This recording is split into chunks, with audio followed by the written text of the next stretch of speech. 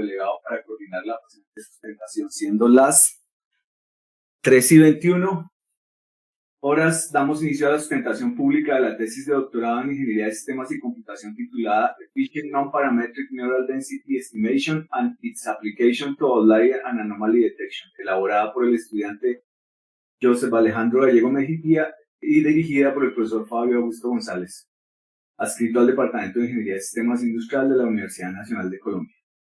La Dirección de Área Curricular de Ingeniería de Sistemas Industrial agradece a los jurados calificadores por su participación y quienes nos acompañan en esta ocasión. Ellos son los profesores la profesora Liliana López Klein del Departamento de Estadística de la Universidad Nacional de Colombia, el profesor Carlos Jaime Barrios de la Escuela de Ingeniería de Sistemas e Informática de la Universidad Industrial Santander y quien les habla, Germán Hernández del Departamento de Ingeniería de Sistemas e Industrial de la Universidad Nacional de Colombia. En mi calidad de delegado, recomiendo a la profesora Liliana López Klein para que ejerza el rol de presidente del jurado. Su función será controlar los tiempos establecidos y comunicar la decisión sobre la calificación de la tesis. ¿Está de acuerdo, profesora Liliana? Sí, de acuerdo. A continuación voy a explicar cómo se va a desarrollar la sustentación. Exposición. Joseph Alejandro tendrá 60 minutos para realizar su presentación. A partir del momento en que le damos la palabra, debe activar el micrófono, cámara y compartir su pantalla. Los demás participantes deben silenciar sus micrófonos y apagar las cámaras. El presidente del jurado, que es la profesora Liliana, anunciará al estudiante cuando el tiempo haya concluido. Sesión de preguntas. Tan pronto Joseph Alejandro haya terminado la presentación, se inicia la sesión de preguntas. Solo los jurados y el estudiante pueden intervenir en esa parte. Al final de la sesión de preguntas, el profesor Fabio, como director, así desea hacerlo, tendrá la oportunidad de participar. Para la deliberación, que es lo que sigue después de preguntas, los jurados son invitados a una sesión aparte virtual por parte de los integrantes de la dirección de área, a una reunión alterna y privada para realizar la deliberación. Los jurados deliberan y registran el acta de sustentación indicando y argumentando la calificación de la tesis de doctorado, aprobada o reprobada, y las observaciones si es el caso. Si la tesis es aprobada, el jurado se pregunta si consideran que la tesis amerita recomendación para alguna distinción, meritoria o laureada, y los criterios que se deben tener en cuenta para recomendar la distinción se encuentran en los artículos 50 y 51 del acuerdo 104 del año 2020, incluidos al final de este documento, pero aquí no los vamos a revisar. En este caso, de lograr unanimidad respecto a la dirección de área, enviará el formato de concepto de distinción para el licenciamiento de firma de los jurados. Si el tiempo máximo para remitir la postulación es de un mes a partir de la fecha de comunicación de la decisión, el presidente del jurado comunicará al estudiante, a su director y demás asistentes la calificación de la tesis de doctorado y, si es el caso, la distinción recomendada. Fin de la sesión. La sesión finalizará con el envío a la dirección de área del acta de sustentación que incluya los comentarios realizados por los jurados y firmada por parte del delegado. A continuación se procederá a realizar el envío del acta a cada uno de los jurados. Ya no la habían enviado, ¿cierto? Pilar, ¿todos la tienen? No, profesor, la tienes tú como delegado. Listo. Una vez firmada el acta, se radicará en la Secretaría Académica. Como estamos en sustentación virtual, cada profesor puede enviar el acta firmada de manera independiente, ¿no? Sí, profe, aunque pues también lo que hacemos es que en un solo documento vamos recogiendo la firma de cada uno de los profesores. Pero como es virtual, a veces, digamos, lo va a remitir el profesor Carlos desde Santander un acta. Eso yo he visto que allá... Es digital, profe. Sí, es digital, pueden incluir la firma. Sí, pero a veces no quieren pegar la firma ahí para que quede rodando, así sea una fotografía. Bueno, profe, pues ya nos lo indicará cada profe entonces al momento de solicitar la firma.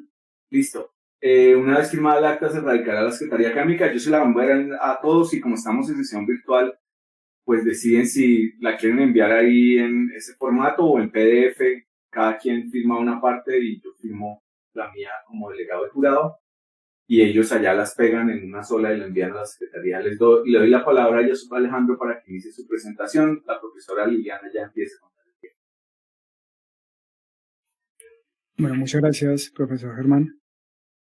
Bueno, entonces, ¿me confirma si la pantalla se está viendo en este momento? Ya deberían de poderla ver. Bueno, entonces, ya se está viendo. Muchas gracias. Bueno, entonces, la presentación de hoy es de la tesis, como ya el profesor Germán lo dijo, que es estimación de la densidad neural, que es eficiente y es no paramétrica, y sus aplicaciones a detección de anomalías y detección de outliers. Quien les habla, Josep Alejandro Gallego, y el director de tesis, Fabio Augusto González. Hoy vamos a tratar 6 puntos, entonces cada uno los voy a ir tratando. Vamos a empezar con el background y la motivación. Vamos a estar brevemente en la definición del problema, en qué nosotros entendemos como estimación de la densidad neural, cómo utilizamos esa estimación de la densidad neural para 2 problemas muy específicos, que es la detección de anomalías y la detección de anomalías incrementales. Y por último, vamos a estar hablando de las contribuciones de la presente tesis. Entonces empecemos un poco con el background. Entonces nos debemos responder primero a la pregunta y es, bueno, ¿qué es lo que estamos haciendo y dónde está suscrito el trabajo? Hay 3 áreas importantes que vamos a estar hablando durante todo el transcurso de la presentación, que es la estimación de la densidad, la detección de anomalías y el aprendizaje incremental. En cada uno de ellos se realizaron trabajos distintos y en su intersección también. Empecemos entonces primero con la estimación de la densidad. En esta parte se hizo un trabajo en donde se conoce como Learning with Density Matrices and Random Features. Este fue un trabajo pionero en el que basamos las demás ideas que presentamos durante el transcurso de la tesis. Luego se presentó otro trabajo que se llama Demande, también lo voy a explicar más adelante, y un trabajo de conferencia que se llama Fast Kernel Density Estimation.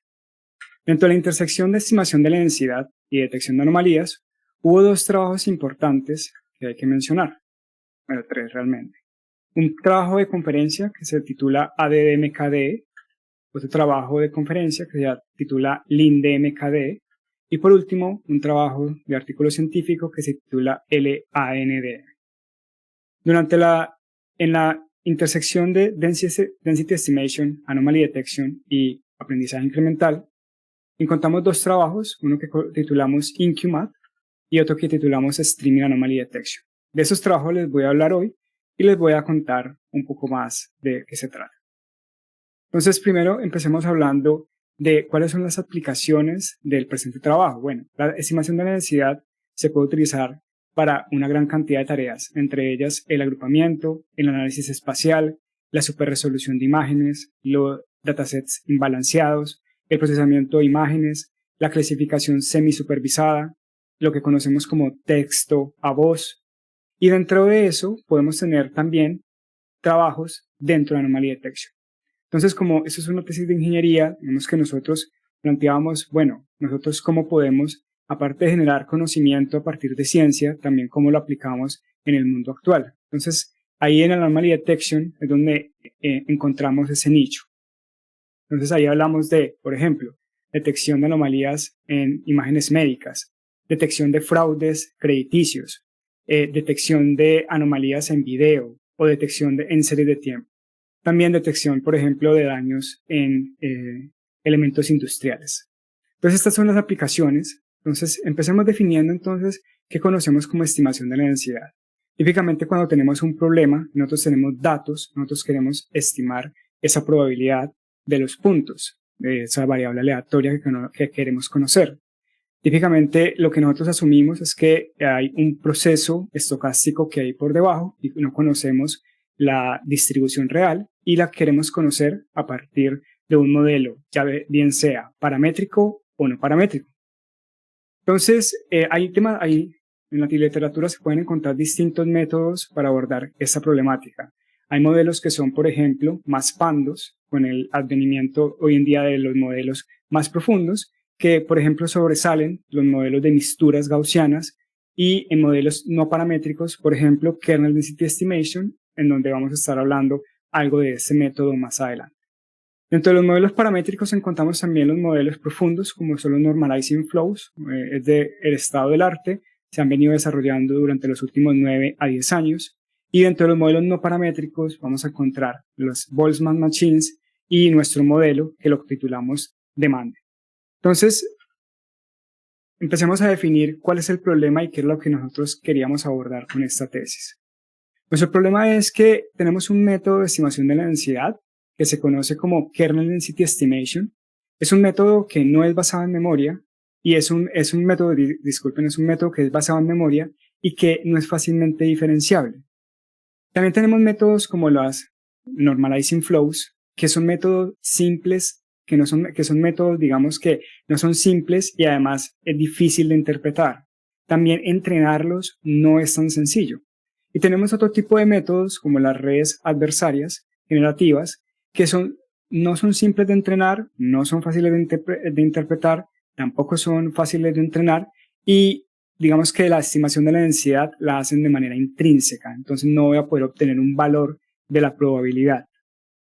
Entonces, para esto nosotros nos planteamos al principio de la tesis, bueno, de pronto podemos hacer un método que tal vez solucione estos problemas, que de pronto no sea basado en memoria, que además sea simple e interpretable, que la dificultad de entrenamiento, pues, digamos que sea reducida y que nos sirva para estimación de la densidad. Y por último, una pregunta muy importante era si este método es bueno para detección de anomalías. Entonces, en eso es lo que nos basamos. Entonces, empezamos a hablar de 3 áreas en donde nos subscribimos, que es la intersección entre estadística, la mecánica cuántica y el aprendizaje de máquina. Entonces, dentro de esto, estamos hablando que hay 3 áreas principales que les voy a estar hablando, que es Kernel Density Estimation, un método de estadística. Dentro de Machine Learning vamos a hablar de los Random Fourier Features, que vienen allá del mundo de los kernels machine, de todo lo que son kernels. Y dentro de Quantum Mechanics vamos a estar hablando de lo que conocemos como matrices de densidad. Entonces de esto les vamos a estar hablando y nuestro método, se van a dar cuenta que cae precisamente en la intersección de todas estas. Entonces, empecemos hablando de Kernel Density Estimation. Bueno, Kernel Density Estimation es un método bien conocido, ya tiene unos 60, 70 años. Es un método que la idea es que por cada punto que tenemos, nosotros vamos a tratar de estimar la distribución de una variable aleatoria no conocida y la vamos a tratar de estimar por puntos. Cada vez que nosotros tenemos un punto, si estamos utilizando, por ejemplo, el kernel gaussiano, nosotros dibujamos una gaussiana en ese punto, una función gaussiana, y la suma de esas funciones gaussianas es lo que ustedes están viendo acá. Diferentes funciones de kernel nos van a dar una función diferente. Entonces, típicamente, nosotros en este caso, el Kernel Density Estimation es un método no paramétrico, no asume ningún tipo de función de probabilidad y además es un estimador insesgado de la función de distribución de probabilidad. Entonces, en este caso, por ejemplo, les estaba hablando ahorita del kernel gaussiano, que vamos a tratar de mejorarlo porque este método tiene un problema y es que es un método basado en memoria. Cada vez que yo quiero estimar un nuevo punto o quiero estimar una nueva probabilidad, dado por ejemplo este X, yo tengo que guardar todos mis puntos de entrenamiento para poder dar una nueva estimación de probabilidad. Entonces, eso es lo que queremos resolver. Entonces, una de las formas que encontramos es utilizando los Random Fourier Features. Los Random Fourier Features es una manera de estimar el kernel en un espacio finito, ya que el espacio, por ejemplo, del kernel gaussiano es un espacio potencialmente infinito. Entonces, en ese caso, nosotros queremos tener un espacio finito. Lo que va a pasar acá es que nosotros vamos a estimar el kernel y de esa manera vamos a poder dar estimaciones. Nosotros hicimos una mejora de este método es de 2007, es de Rahimi et al., un método muy interesante que la comunidad se ha basado bastante en él. Nosotros sí propusimos una mejora que la conocemos como Adaptive Fourier Features. Es una mejora que se basa en estas Random Fourier Features y utiliza redes neuronales para mejorarlas. Entonces, otra parte importante, como ya les había contado anteriormente, son las matrices de densidad. Entonces, las matrices de densidad lo conocemos como una herramienta dentro de lo que conocemos como mecánica cuántica, en donde nosotros es un modelo más general de probabilidad, en donde nosotros mezclamos probabilidad cuántica con probabilidad clásica. La probabilidad cuántica en este caso está capturada por eso que conocemos como los estados puros, y la probabilidad clásica los estamos calculando con estos estados que conocemos como estados mixtos. De esta manera, nosotros podemos hacer una nueva estimación aplicando la regla de Born y de esa manera lo vamos a hacer. Entonces déjenme contarles brevemente esta parte, no es en lo que se va a basar toda la presentación, pero es importante entender de dónde venimos. algo muy importante de las matrices de densidad y que es algo muy bonito de ellas es que nos permiten tener cálculos de la probabilidad con álgebra lineal. Entonces, ¿cómo representamos distribuciones complejas utilizando matrices de densidad? Pues resulta ser que uno se puede imaginar un estado puro como si fuera solamente una gaussiana. Se puede imaginar uno el estado mixto como si fuera esa suma de esas gaussianas. Y al final lo que vamos a tener es que esa regla de Born lo vamos a encontrar que se parece bastante o es similar a lo que conocemos como kernel density estimation. Entonces, en esto se va a basar todo lo que les voy a hablar de aquí en adelante.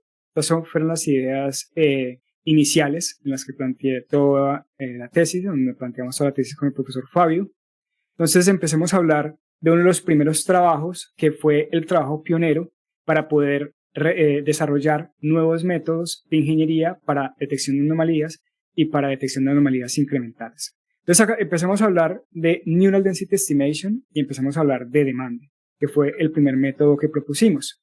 Entonces, este método lo que nos dice es, empezamos con unos datos de entrenamiento. Esos datos de entrenamiento los vamos a embeber en un espacio, ¿cierto?, que nos entrega la red neuronal profunda.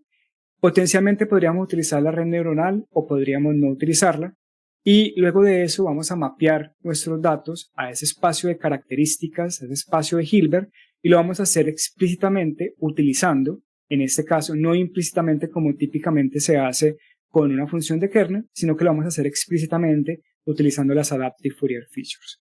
De esa manera, entonces, cada vez que nos llegue a nosotros, de esa manera, nosotros calculamos la estimación de la densidad como una matriz de densidad. Entonces ahí capturamos toda esa densidad y la podemos utilizar más adelante cuando nos llegue un nuevo ejemplo. Entonces es un nuevo ejemplo que yo quiero calcular la densidad también.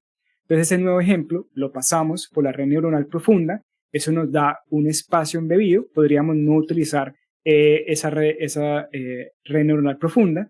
Y luego lo vamos a pasar a ese espacio de Hilbert, ¿cierto?, que es finito con las Adaptive Fourier Features.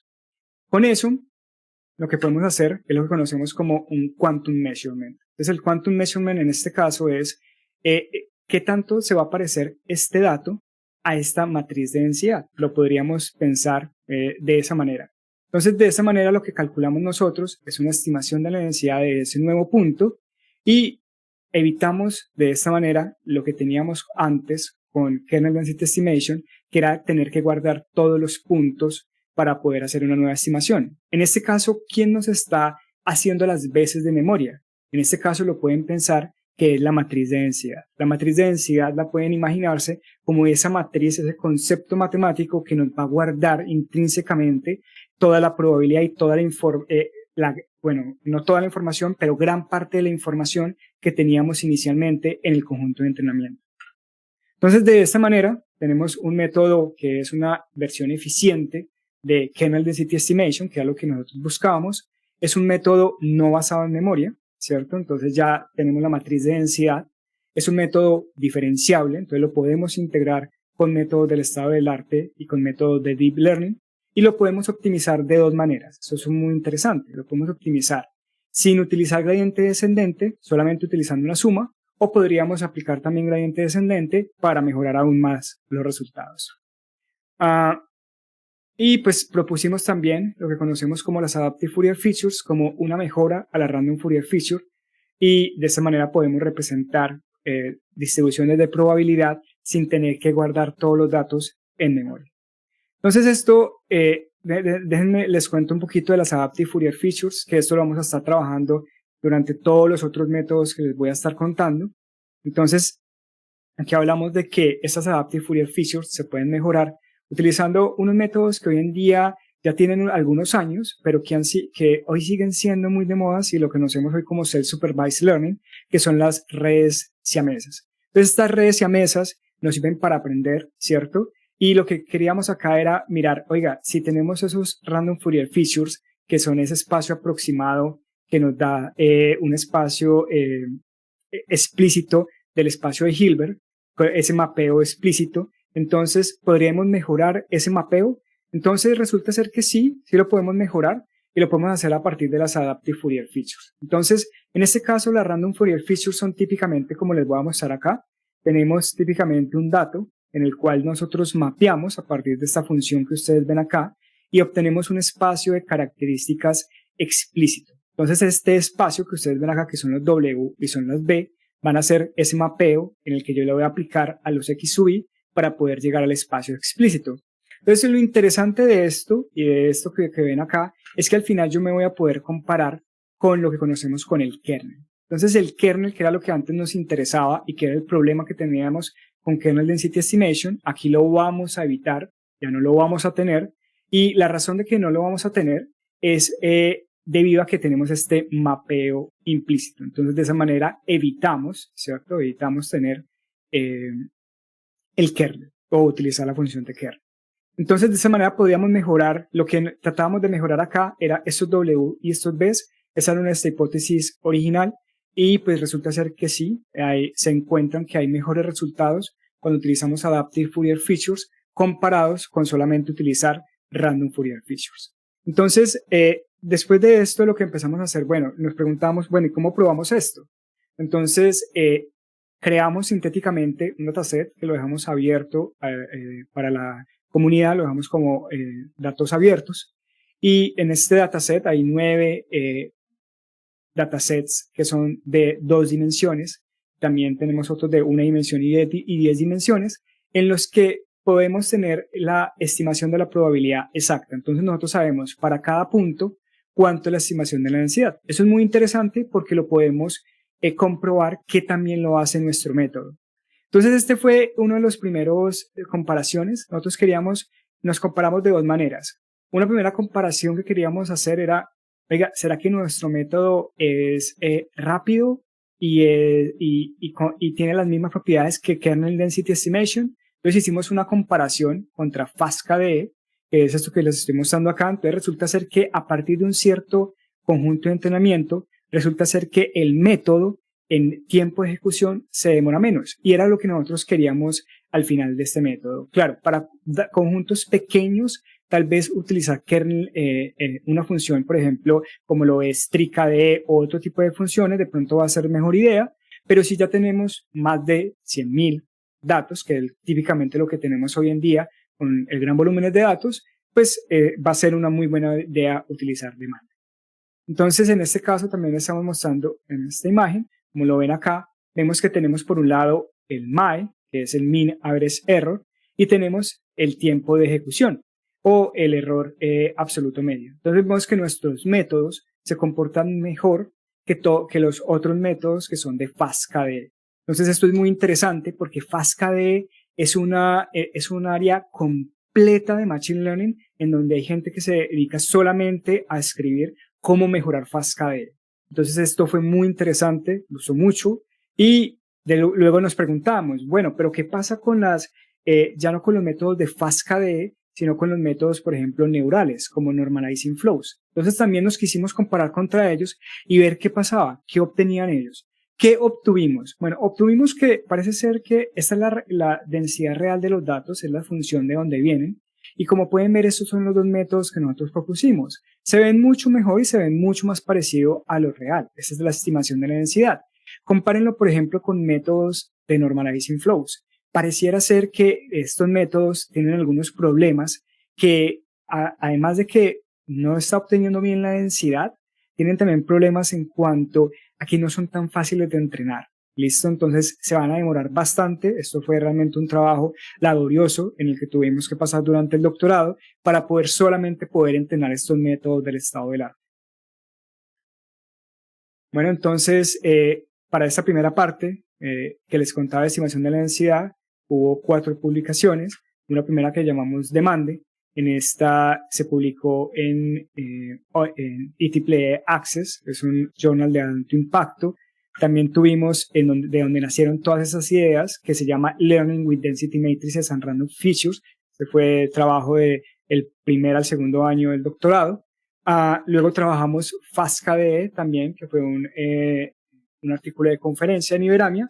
Y tuvimos un trabajo que fuimos reconocidos en el Doctoral Consortium, fuimos aceptados en AAA IEEE es una de las conferencias más importantes de aprendizaje de máquina comparado, digamos un poco por debajo de NeurIPS, pero al mismo nivel.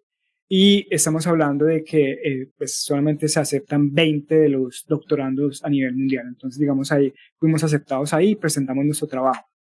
Luego de eso, entonces, ¿cuáles fueron los insights que obtuvimos acá? Bueno, parece ser que Demande cumple la hipótesis que nosotros queríamos. Entonces, es una aproximación de Kernel Density Estimation. Utilizamos Adaptive Fourier Feature y podemos estimar la densidad. Es un modelo que no está basado en memoria. Se puede combinar con métodos del estado del arte y pues presenta mejor resultado en estas bases de datos sintéticas que les acabo de mostrar. Entonces, viendo esto, dijimos, bueno, pero entonces ya entendemos la ciencia, ya creamos este método de ciencia y dijimos, pero bueno, ¿y dónde lo aplicamos? ¿Cuál es esa aplicación tácita de lo que estamos haciendo? Bueno, encontramos que lo podemos aplicar tanto en detección de anomalías como en detección incremental de anomalías, que son dos áreas que se están desarrollando continuamente en aprendizaje de máquina. Déjenme les cuento rápidamente entonces qué conocemos como detección de anomalías. Pero la detección de anomalías es algo muy importante dentro de la vida actual, ya que nosotros siempre estamos viendo datos que son anómalos, ¿cierto? Datos que se salen de la media, datos que de pronto pueden dañar nuestras estimaciones. Algo importante con la detección de anomalías es el concepto de normalidad. Quiero dejar claro que normalidad en este caso no se habla de normalidad gaussiana, no estamos hablando de la función de distribución normal, sino que aquí estamos hablando de que el concepto de normalidad para mí puede ser distinto del concepto de normalidad de otra persona. Entonces acá es importante empezar con eso. También conocemos que la detección de anomalías tiene diferentes nombres dentro de la comunidad. Lo podemos conocer como detección de anomalías, detección de outliers, por ejemplo, Novelty Detection. Cada uno de ellos son tareas en sí mismas y a veces comparten relación, pero se pueden abordar de manera distintas.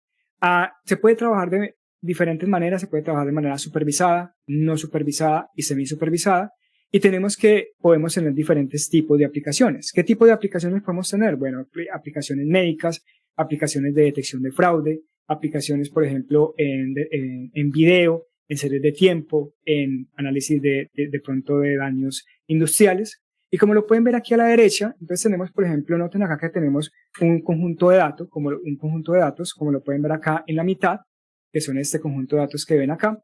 Entonces, este conjunto de datos podemos tener lo que conocemos como puntos anómalos, que son estos que ustedes ven acá, o grupos anómalos, que son este conjunto que ven acá diferente. Noten que este conjunto de datos anómalos podría uno no considerarlo anomalías, pero en otros contextos sí se puede considerar anomalía. También tenemos lo que se conoce como puntos contextuales anómalos, que son esos puntos que se salen del contexto, o puntos que ya no es solo uno, sino que son varios, y que cada ellos los vamos a conocer como puntos anómalos contextuales. Hoy en día, con el advenimiento de Deep Learning, entonces ya no solamente hablamos de estos tres tipos que ustedes ven acá, estos cuatro tipos, sino que además también hablamos de lo que conocemos como Texture Anomaly, que es este tipo de textura, en donde, digamos, vemos en unas fibras, por ejemplo, que hay un rompimiento, o, digamos, de más alto nivel, que lo conocemos como anomalies, detección de anomalías semánticas, que es, por ejemplo, noten aquí que tenemos 3 gatos, ¿cierto? Y tenemos un perro que se parece mucho a este gato. Entonces, ¿cuál es la anomalía? Bueno, uno diría que, por ejemplo, podría ser estos 2 gatos, por ejemplo, podría ser. Pero pues, si uno entiende la semántica, uno entiende que estos 3 son felinos y que aquí tenemos un perrito. Entonces, a eso lo conocemos como alto nivel, anomalía semántica de alto nivel. Entonces, ¿qué hicimos acá? Bueno, entonces empezamos a hablar de que un problema con el análisis de detección de anomalías es que típicamente uno empieza con un conjunto de datos, aplica una técnica de aprendizaje supervisado y de esa manera uno clasifica. Por ejemplo, en este caso estamos clasificando perros y gatos. ¿Qué es lo que sucede en la detección de anomalías? Que las anomalías no son así. Las anomalías son muy raras. Entonces el problema con las anomalías es que no lo podemos hacer de manera supervisada.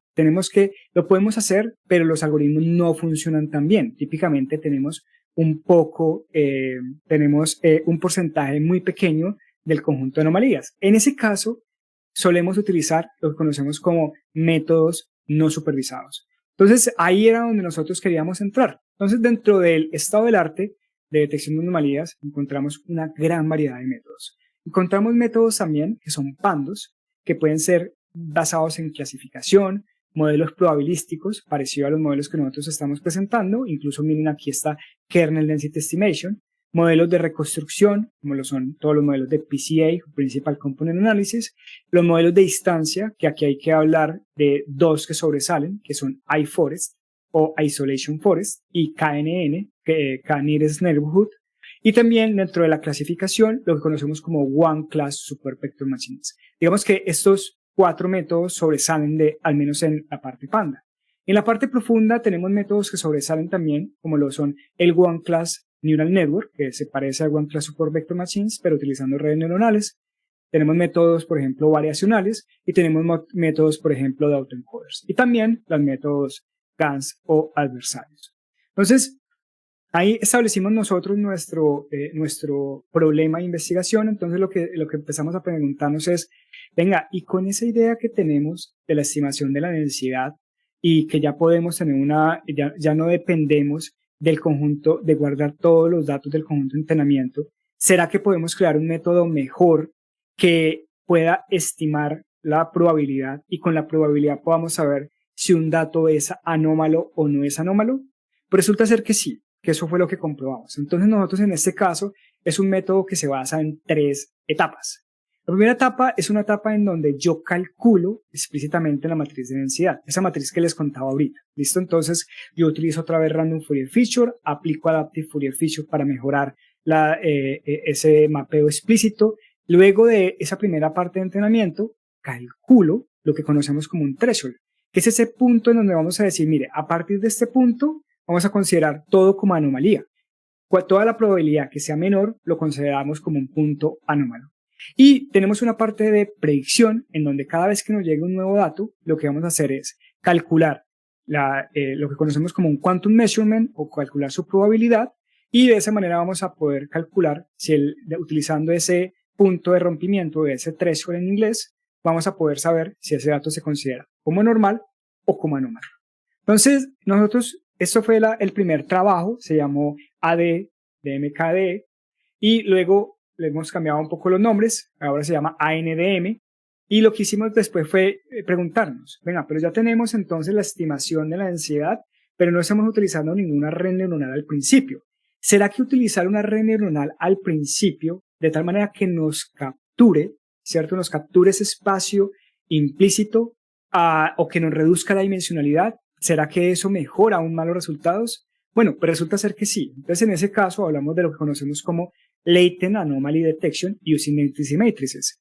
Entonces, acá les voy a contar un poco de qué fue lo que hicimos. Entonces, aquí empezamos con un conjunto de entrenamiento, un conjunto de datos, y lo que hacemos es, a partir de un autoencoder, capturamos un encoder, ¿cierto? O un espacio de representación reducido, en donde ese espacio de representación reducido tiene una función de pérdida, que es la función del autoencoder, y le vamos a agregar otra función de pérdida, que es la función dada por el Adaptive Fourier, lo que conocemos como demande. Entonces, demande tiene una función de pérdida, que es lo que conocemos como el likelihood o como la probabilidad. Nosotros optimizamos esa función de probabilidad y de esa manera utilizamos el mismo método que teníamos anteriormente, que era calcular esa matriz de densidad.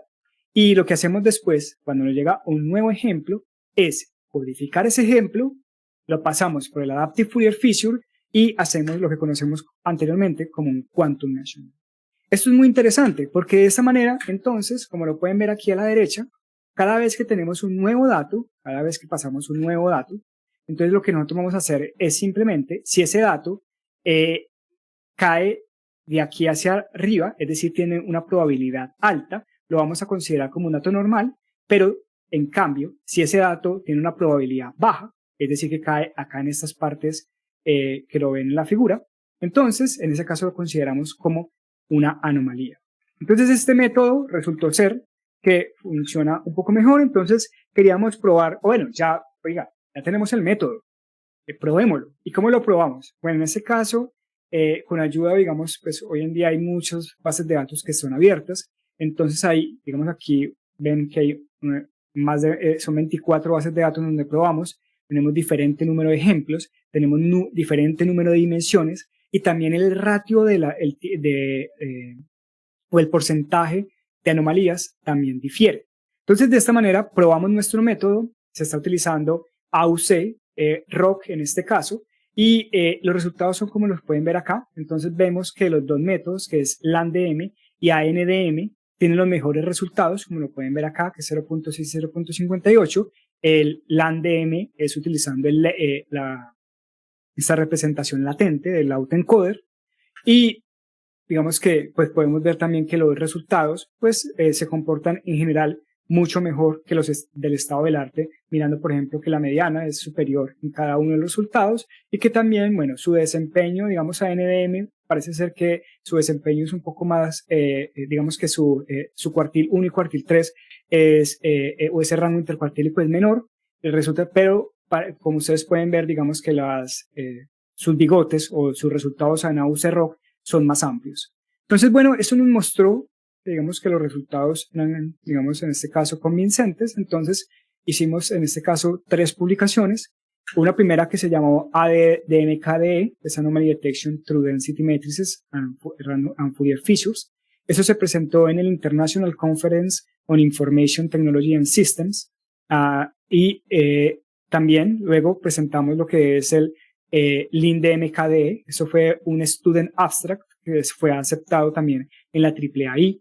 Y en este momento estamos, ya tenemos un paper que se va a someter, no ha sido aún sometido, pero esperamos en la próxima semana o en 2 semanas someterlo, que se conoce como LADDM. Entonces, ¿cuáles fueron lo que encontramos acá? Bueno, parece ser que el LANDM muestra los mejores resultados que el estado del arte sobre 20 datasets de detección de anomalías.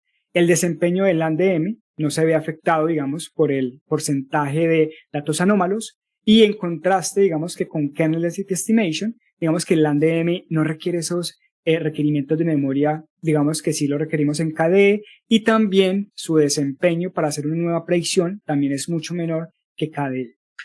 Entonces, bueno, entonces ya hemos hablado de los primeros 4 puntos, pasemos ya a hablar del 5º punto, que es lo que conocemos como Incremental Anomaly Detection. A este método lo conocimos o lo llamamos InQMAT. ¿Listo? Entonces vamos a estar hablando de esta parte. También noten que es igual, es esta idea principal que hablamos acá, que es Neural Density Estimation, que es demande. Y entonces lo vamos a utilizar, ¿cierto?, en esta Incremental Anomaly Detection para como una tarea de ingeniería. Entonces, Incremental Anomaly Detection. Entonces, en este caso, ¿cuál es el problema cuando tenemos datos que vienen en streaming? Los datos que vienen en streaming son difíciles de trabajar. ¿Por qué? Porque vienen en una cantidad tan grande que uno no es capaz de procesar todos. ¿Listo? Entonces ustedes imagínense, están en Amazon o están, por ejemplo, comprando en Amazon. Digamos, ellos reciben una gran cantidad de datos tan grande que no pueden analizar cada dato y guardarlo siempre. Entonces esto se vuelve imposible a veces de poder controlarlo. Entonces, en ese caso también hay que hablar que las anomalías en este contexto del Streaming Anomaly Detection son muy pocas. Entonces, digamos, imagínense, cuando yo, por ejemplo, hago transacciones de tarjeta de crédito. Las transacciones de tarjeta de crédito, la mayoría de ellas son buenas. Entonces, pero hay muchas que son erróneas o que son malversaciones. Entonces, en ese caso, uno se pregunta cómo capturarlas. Otra cosa importante del Incremental Anomaly Detection o el Incremental Learning, aquí lo llamamos, es que los patrones en este caso cambian con el tiempo. Es decir, que no es lo mismo la detección de anomalías que yo aplicaba hace 4 meses a la que aplico hoy. Por ejemplo, imagínense lo que pasó cuando pasamos la pandemia. Ahí digamos que la detección de anomalías tuvo que cambiar y se tuvo que ajustar, y veíamos que muchos de estos algoritmos fallaban.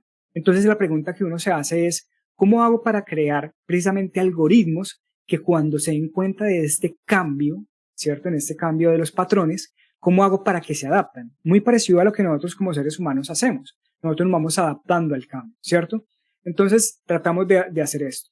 Y la complejidad del análisis de los algoritmos puede ser, queríamos que fuera eficiente tanto en memoria como en tiempo. Eso es lo que nuestro problema en este caso, ya no el problema de estimación de la densidad, sino el problema de este problema específico de ingeniería, que es la detección de anomalías en streaming.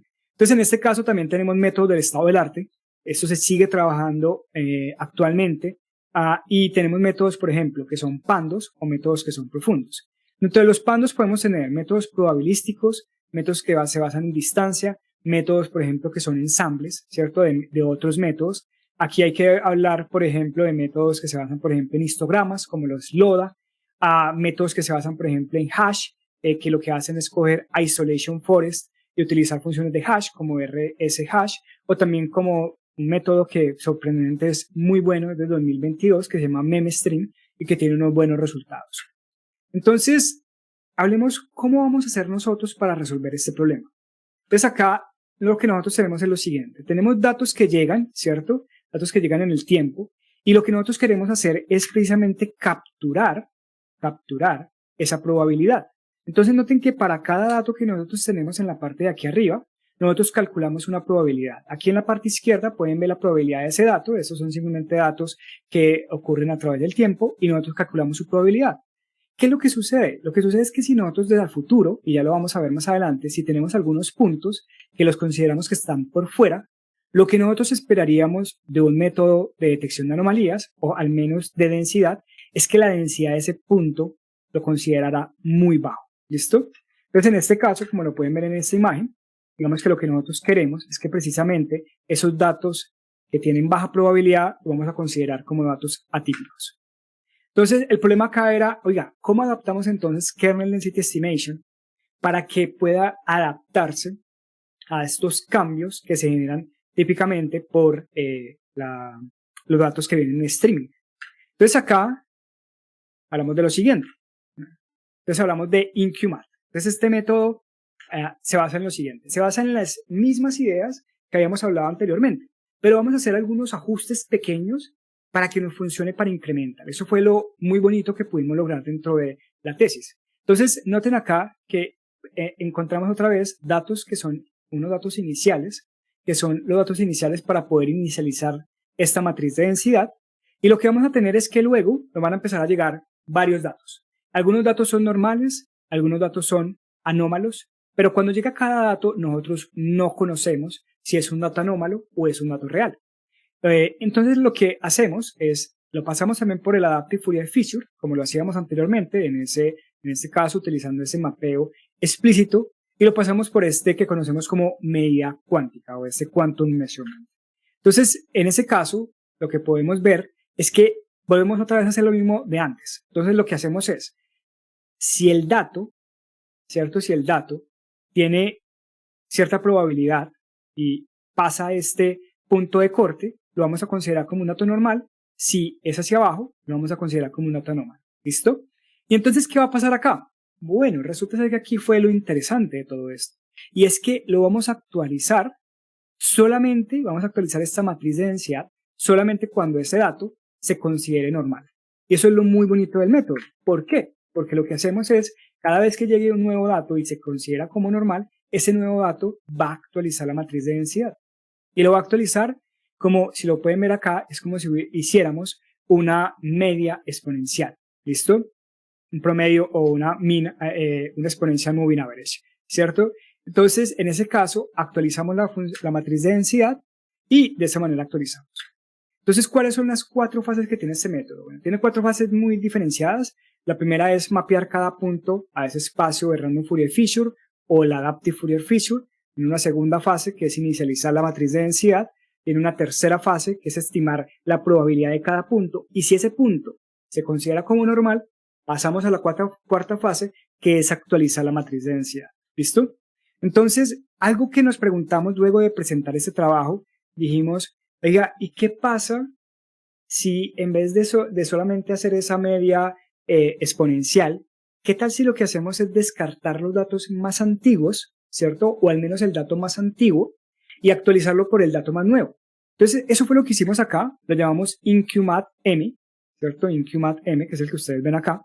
Y lo que hacemos acá es exactamente lo mismo que vimos ahorita. La única diferencia la van a ver acá, que es en esta parte de la memoria, y la otra diferencia la van a ver acá y acá. Entonces, en este caso, lo que hacemos es eliminar el dato más antiguo y lo que hacemos es actualizar la matriz de densidad con el dato más nuevo. En este caso tenemos un pequeño detalle y es que tenemos que ahora mantener una memoria.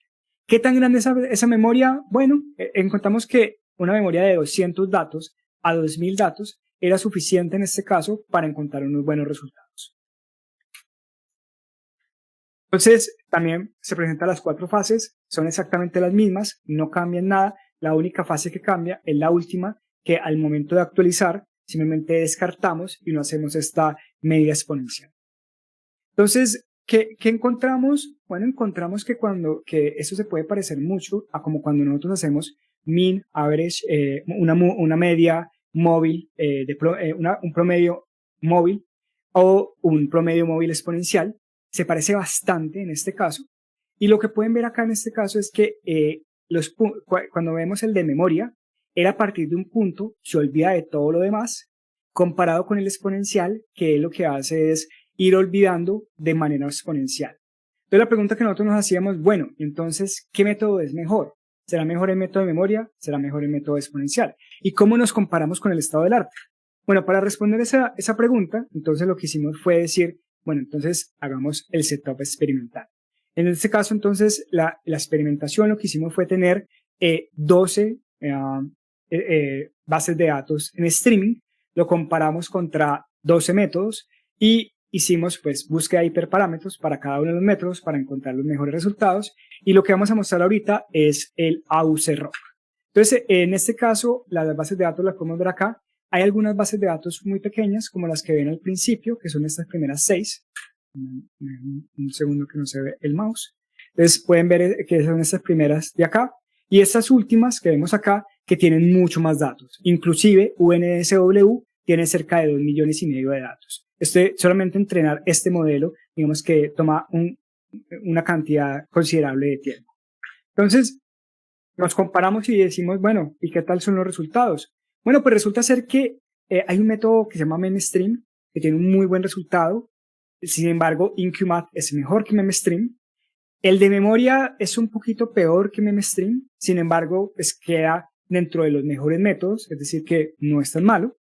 Y como vemos entonces también sus resultados, digamos que MemStream parece ser que tiene un rango intercuartílico un poco más ajustado comparado con InQMath. Sin embargo, cuando vemos también ya los bigotes del diagrama de cajas, vemos que, digamos, InQMath tiene un rango en donde están todos los datos del 91 y 1% y 99%, que es menor. Con esto, entonces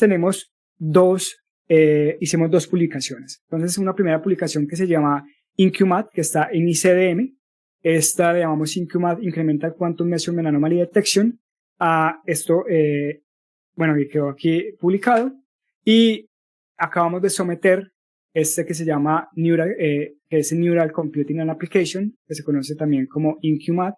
Es una extensión del artículo original y pues fue subido por invitación. Eso hace que pues tengamos más confianza de que el artículo va a ser aceptado. Confiamos en que eso va de pronto a pasar. Entonces, ¿qué encontramos? Bueno, encontramos que InQMath muestra mejores desempeños que el estado del arte en 12 bases de datos. Digamos que podemos calcular la estimación de la densidad para cada dato. Eso también tiene su valor en sí mismo, porque muchos métodos de eso no le entregan a uno esa probabilidad. Esa probabilidad es interesante evaluarla en sí mismo, porque nos da una medida de incertidumbre que muchos de estos métodos, al menos de aprendizaje de máquina, no lo tienen. Y digamos que podemos utilizar este método, digamos, para entrenar métodos a futuro y presentar métodos a futuro. Entonces, déjenme termino, y ya para terminar el día de hoy, con las contribuciones. Y entonces, ¿cuáles fueron las contribuciones? Bueno, hay 2 trabajos adicionales que se hicieron. Un trabajo en el primer semestre del doctorado, que se terminó, es este que se conoce como el Robust Kernel, for Robust Location Estimation. Se hizo una publicación en Neurocomputing. Este artículo fue un artículo que comencé en la maestría, sin embargo no se terminó en la maestría ya que las demostraciones no se hicieron y las pude lograr cuando entré otra vez al doctorado, luego de casi 2 años, y las pude demostrar con la ayuda del profesor Fabio. Luego hicimos un artículo ahorita ya después de haber terminado todo lo que les conté del doctorado, y que se conoce como Quantum Kernel Mixture. Este artículo, en este caso, fue sometido a la AAA. Esperemos también que sea aceptado. Entonces, déjenme redondear en este caso la tesis en números para que lo digamos que todos tengamos claro. Son 5 artículos de journal, 3 de ellos aceptados, uno ya sometido, otro por ser sometido. Tenemos en este caso 7 artículos de conferencia.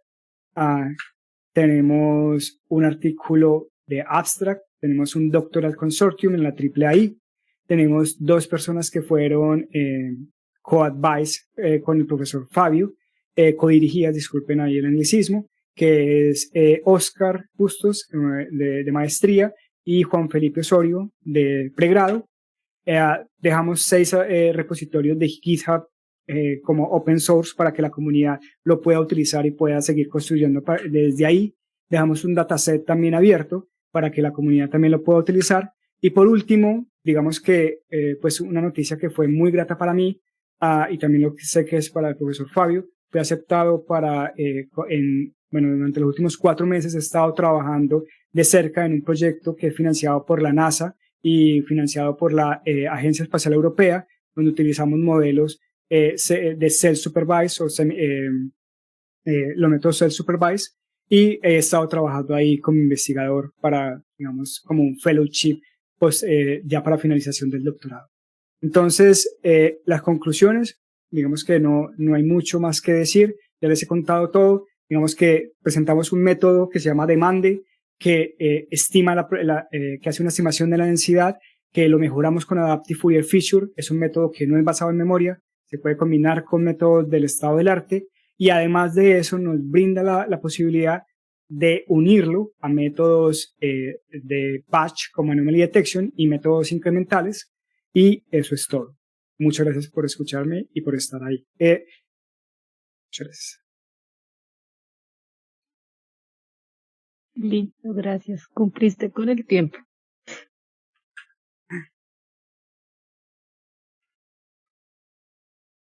Bueno, disculpe, dejé de compartir. Bueno, quedo atento. Profe Germán. ¿Su merced organiza las preguntas? Yo también organizo las preguntas. ¿O Eso no estaba en el contrato. no estaba en el contrato? Entonces de pronto me toca a mí. Pilar, ¿quién da el orden de las preguntas? Casi siempre le damos paso al invitado primero. Sí, profe. Y luego la profesora Liliana, que es de otro departamento, y finalmente preguntaré yo. Sí, señora, sí. Carlos.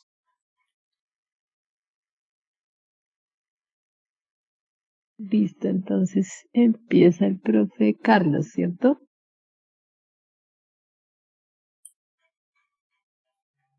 Sí, buenas tardes a todos. De verdad, pues, muchas gracias por la invitación, muy interesante la tesis de doctorado.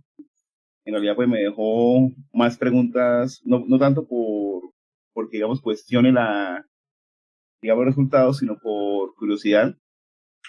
Y yo pienso, pues, que eso es lo más interesante de la tesis de doctorado, ¿no? O sea, las preguntas que plantea posteriormente a aquellas que resuelve. Entonces, pues bueno, yo quisiera comenzar un poco, ¿sí? Pues es que algo que no me quedó muy claro, ¿sí? Cuando usted, por ejemplo, me cuenta al utilizar ese tipo de métodos en los cuales pues usted mezcla tanto probabilidad clásica como cuántica, ¿sí? En el que me dice pues que el costo computacional no se ve tan afectado, y más aún cuando implementa soluciones, ¿no? Y más aún usando matrices densas. Entonces, en ese orden de idea, porque yo creo que se aplica pues para los métodos mostrados, sobre todo el último, pues me dejó un par de, digamos, como de preguntas más digamos, enfocado hacia la parte arquitectural, pues debido a pues, que es una tesis de ingeniería, ¿sí? Y es que, pues primero, los resultados en la tesis no vi exactamente qué características arquitecturales usted utilizó para realizar las pruebas, porque, digamos, dependiendo de ese soporte arquitectural computacional que usted tenga, se puede tener resultados diferentes, debido pues que esos métodos pues son altamente sensibles a esa configuración arquitectural. Por ejemplo, cuando usted está acelerando, cuando usted, por ejemplo, comienza a exigirle a ese bandwidth de la memoria, ¿sí? Eso varía dependiendo pues del método que usando, y usted lo mostró ahí, efectivamente. Entonces me gustaría conocer un poquito más sobre eso, sobre esa, digamos, esas características arquitecturales que usted usó para sus pues, para sus pruebas. Ok, listo. Gracias, profesor Carlos, por su pregunta. Entonces, bueno, digamos que aquí hay un método que nosotros solamente evaluamos eficiencia y tiempo, lo evaluamos en FASCA-D. Ese fue, digamos, que el método donde evaluamos eso. Ahí tratamos de ser lo más justo, teniendo en cuenta todas las dificultades que se pueden encontrar ahí. Digamos que ahí lo que hicimos fue siempre utilizar la misma máquina, tratando de mantener siempre que los procesos se mantuviesen, digamos que no hubiese ningún proceso abierto adicional al proceso que se estaba corriendo. En ese caso, todo se corrió en una máquina que tenemos en el laboratorio. Esa máquina cuenta con 2 procesadores Xeon de 2.6 GHz, cuenta con una A5000, con 2 A5000, que son unas NVIDIA, y cuenta con 64 GB de RAM. Ese es el procesador, ese es prácticamente el 99% de los experimentos se corrió en esa máquina. Algunos experimentos se corrieron también en mi máquina personal, pero ahí ya no estábamos hablando de tiempo, sino ya de eficiencia. Entonces lo que tratábamos siempre de que eso, de encontrar, digamos, los mejores resultados antes de que, comparando obviamente la gráfica entre entrenamiento y validación y viendo cuál es el mejor punto y haciéndolo obviamente sobre testing para poder encontrar los resultados que mostré acá. Y en ese caso utilicé también mi máquina, que es una máquina que tiene 64 GB de RAM, es un 6-core y tiene una RTX 3080. Más allá de eso, no, realmente eso fue lo que se corrió. Y pues como lo digo, siempre tratamos de que pues cuando se hacía los experimentos, digamos que correr solamente ese experimento. Ya, bueno, ahí ya entendí por qué algunos resultados. Pues la 5000 pues utiliza Ray Tracing precisamente, pero entonces ahí hay un problema que yo le iba a preguntar, pues precisamente cuando usted comienza a tratar de detectar anomalías, ¿sí? Claro. Y es que digamos pues la eficiencia pues por un lado depende de cómo se haga el mapeo sobre esa GPU, ¿sí? Claro, esto va más allá de la tesis, ¿sí? Pero sí se ve afectado cuando se comienza a aumentar los puntos, ¿sí? Debido a que digamos esa eficiencia computacional que está presentando es porque realmente no me está exigiendo tanto la memoria de la GPU, sino la que tiene central. ¿Sí? Es como una especie de intránsito. Entonces, lo que digamos, en ese orden de ideas, ¿sí? Cuando se comienza a aumentar el dataset, algunos de sus ejercicios, ¿sí? Esa eficiencia computacional no se ve comprometida de una manera exagerada. Claro, entonces acá lo interesante de eso es que la matriz de densidad siempre tiene una dimensión finita y la define uno desde el principio de cuánto va a ser. Entonces, a pesar de que tenga más conjunto de entrenamiento, digamos que esa matriz siempre se va a mantener igual, al menos en términos de memoria dentro de la memoria de video de la GPU. Cada vez que llega un nuevo dato, por lo menos en incremental, ese dato simplemente se mapea y se multiplica. Digamos que ese costo es muy pequeño. Y una vez que el dato pasa, se actualiza la matriz de densidad, ya ese dato se descarta. Entonces siempre el dato está entrando a la GPU y el dato está saliendo. Eso al menos en la parte incremental. En la parte donde no es incremental, sí nos toca hacerlo por lotes. Entonces nos toca hacer batches. Típicamente los batches que trabajé siempre eran entre 32 a 64, que era lo que nos alcanzaba a hacer las GPUs que teníamos, que eran una de 16 gigas, que es la mía, y las A5000 que tiene cada una 24. Ya, ahí entiendo una cosa, pero bueno, pero igual, pues por lo que me cuenta entiendo un poco más lo que hizo, ¿sí? Pero de alguna manera, digamos, como que va en contra a lo que usted dice en la diapositiva 34, si siquiera devuélvase en la 34, que es simplemente una afirmación que está diciendo ahí, ¿sí? ¿Sí? En la que, digamos, la exigencia de memoria, usted dice que es menor, cuando realmente sí hay una exigencia de memoria alta, ¿sí? No, lo que pasa es que en KDE tienes que guardar todo el conjunto de entrenamiento. Entonces estamos hablando de que el conjunto de entrenamiento puede ser 1.000.000 de datos, y 1.000.000 de datos por el número de características. En cambio acá, o incluso puede ser que ni siquiera sea 1.000.000, sino es indeterminado. En cambio acá nosotros realmente tenemos una matriz, y la matriz puede ser, por ejemplo, una matriz de 1000 por 1000. Y ya eso es todo lo que tenemos dentro de nuestro, para poder guardar los datos. Porque eso es realmente donde nosotros guardamos todo. Es esa matriz de densidad que nos hace ese resumen. Ya, entiendo. hay una pregunta, digamos, que yo que también la aplica pues a todos los métodos propuestos, ¿no? Sí. Pero bueno, claramente, digamos, por ejemplo, se está haciendo ese switcheo, no solamente, digamos, por usar la GPU, también está, digamos, apoyando en los textos cores que tienen sus dos tarjetas, ¿sí? Ahí se ve claro, de hecho, precisamente por la limitación de memoria bandwidth que se está teniendo todo el tiempo, ¿sí? Pero bueno, así es un poquito como raro la expresión que voy a utilizar, ¿sí? No se le hace como mágica esa independencia sobre el rendimiento de memoria. El rendimiento de memoria, no, realmente, o sea, es que aquí digamos que nosotros no nos estamos comparando de memoria contra el general de los métodos.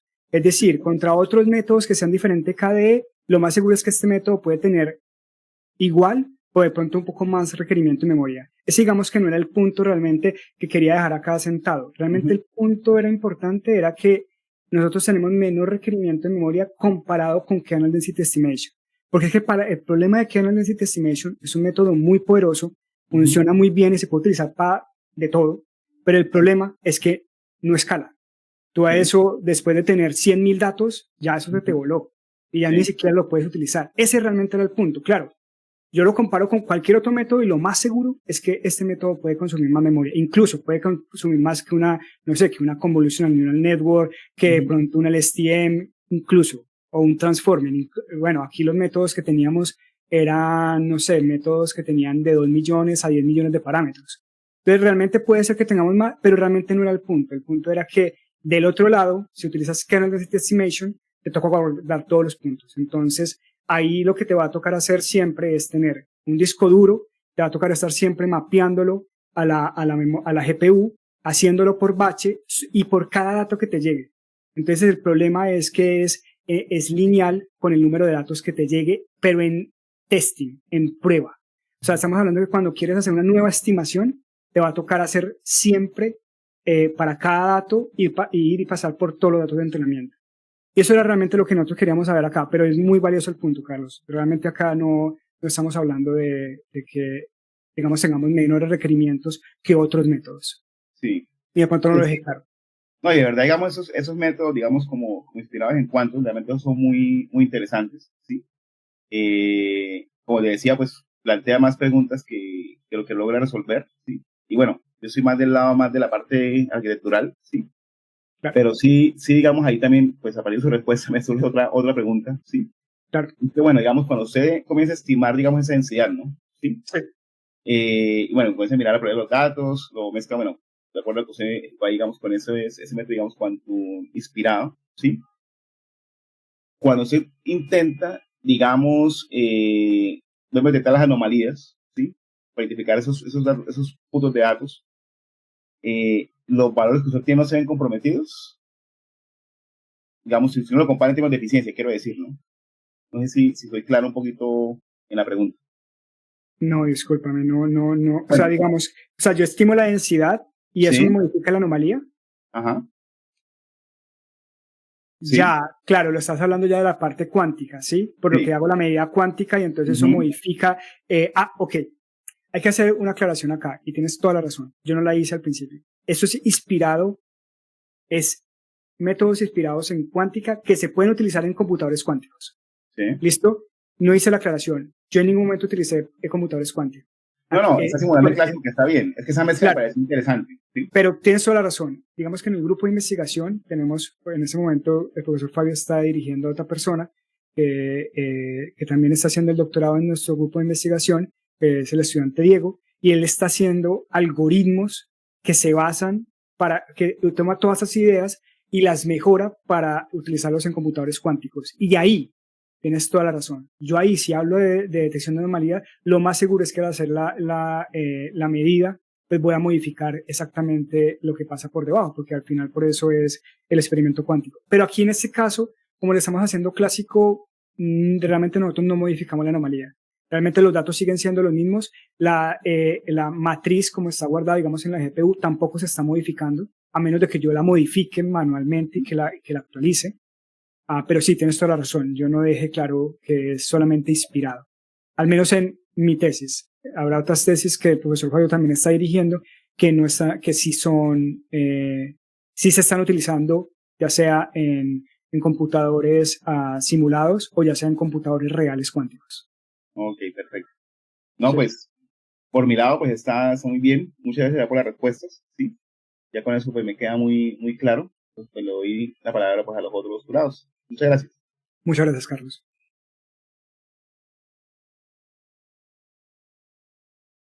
Entonces sigo yo, ¿cierto, Germán? Sí, profesora Liliana.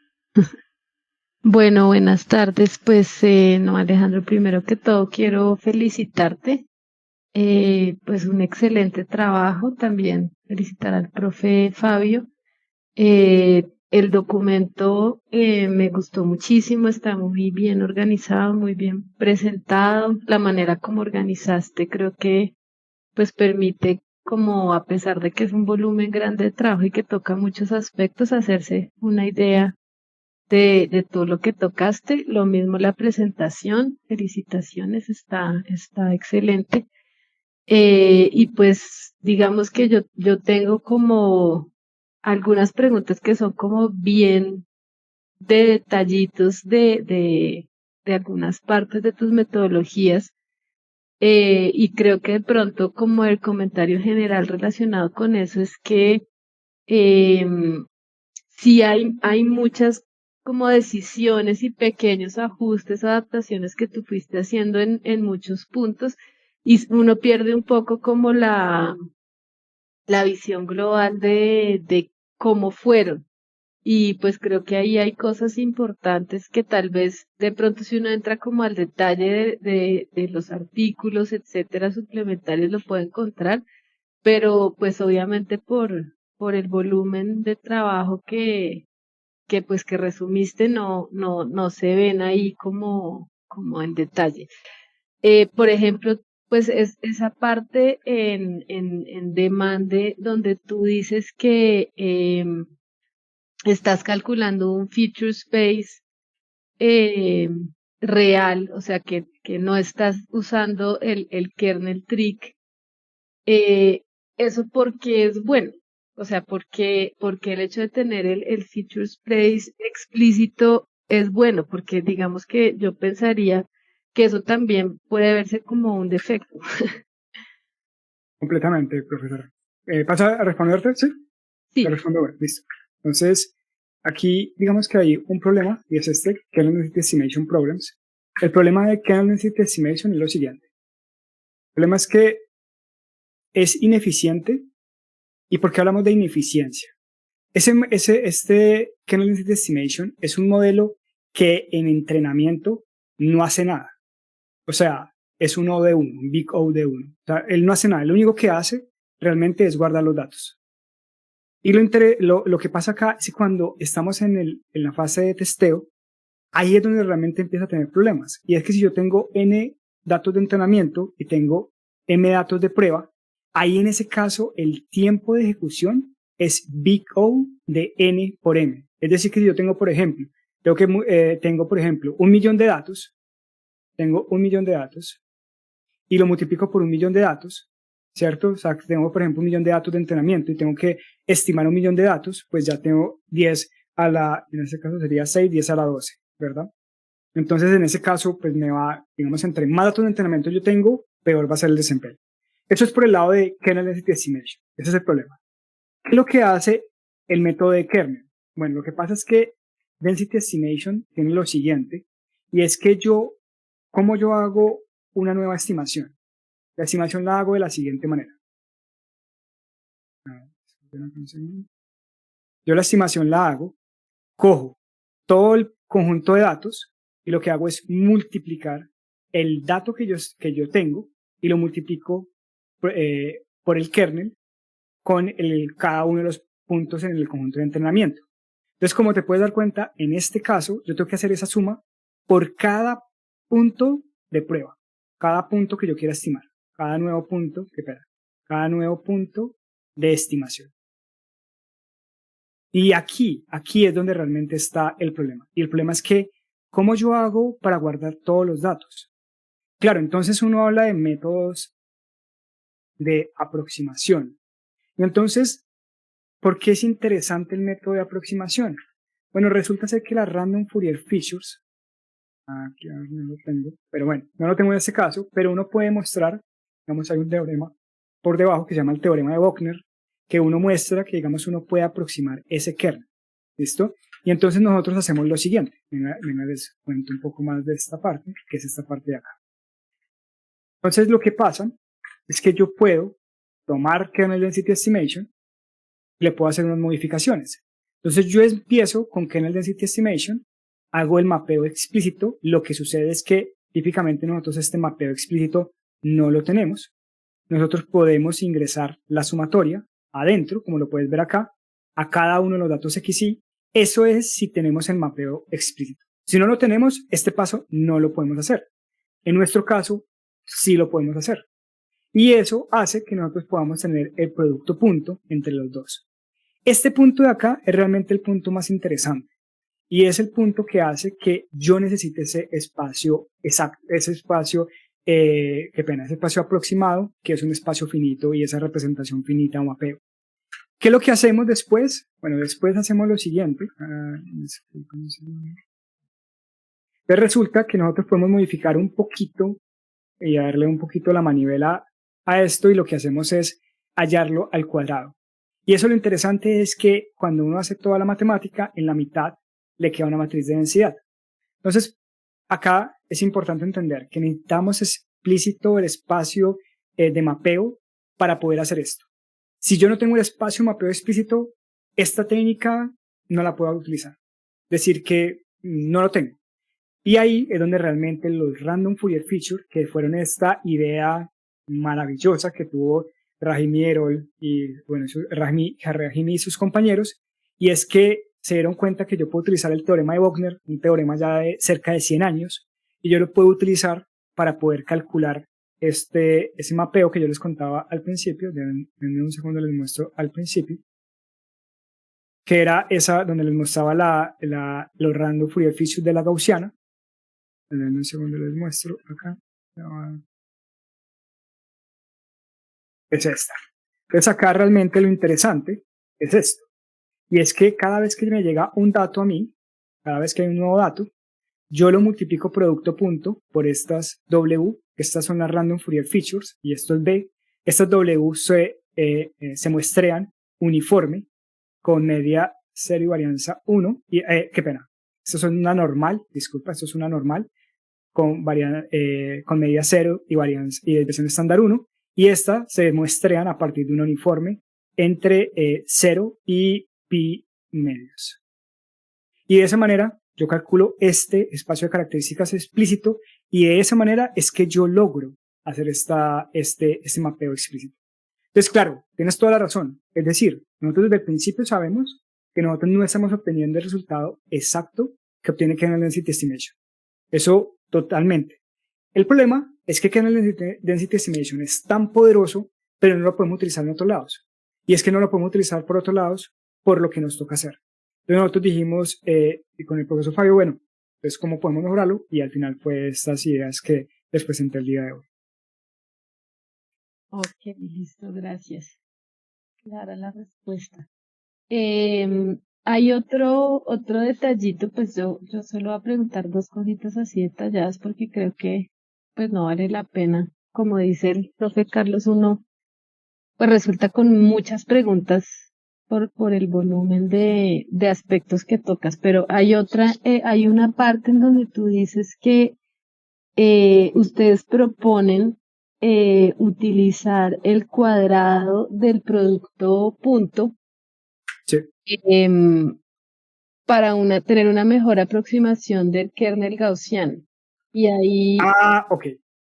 ahí yo me pregunto, ¿eso no hace que las similitudes que tienden a ser bajas, o sea, las casillas, digamos, de ese kernel que tienden a ser bajas, como que desaparezcan? O sea, como que se reduzca, porque si multiplicas por algo bajito, porque es mejor, reduce los falsos positivos o qué, ¿cuál es la razón de hacer eso? Ya, listo. Yo te muestro acá. No tengo eso. Aquí. Ya. ¿Qué es lo que sucede? Lo que sucede es que tú tienes toda la razón y en general, si yo voy a utilizar kernel density estimation, hacer ese cuadrado, querría decir que claro, los datos más pequeños se van a reducir mucho más y eso va a pasar. Lo que sucede es que utilizamos el cuadrado también para hacer esto que ves acá. Lo que sucede es que cuando hacemos la aproximación y no elevamos al cuadrado, típicamente vamos a tener la estimación del kernel gaussiano y lo que nos pasa es que se vuelve negativo. Y entonces el kernel negativo, pues digamos en el kernel gaussiano, digamos que no lo podemos tener. Entonces esa es una razón. La otra razón viene más del mundo cuántico y viene de la parte, dame un segundo, voy hasta el final, y es que yo lo que quiero hacer también es poder tener una matriz de densidad en la mitad. Entonces es un truco, realmente es un truco que lo utilizamos y que nos sirve a nosotros para poder tener la matriz de densidad calculada. Y ya te muestro acá. Entonces lo interesante,